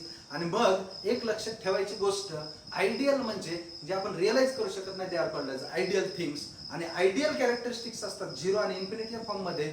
आणि प्रॅक्टिकल कॅरेक्टरिस्टिक्सच्या तुम्हाला या बॉक्स मध्ये व्हॅल्यू दिलेल्या आहेत. कधी कधी इनपुट इम्पिडन्स काही पुस्तकांमध्ये 1 मेगा ओहम ते 2 मेगा ओहम सुद्धा दिलेला आहे. काही काळजी करायची गरज नाही. This is also correct answer. This is the range of the input impedance, that is also called as input resistance सुद्धा तुम्ही त्याला म्हणू शकता. In this way today lecture successfully completed. खूप खूप धन्यवाद.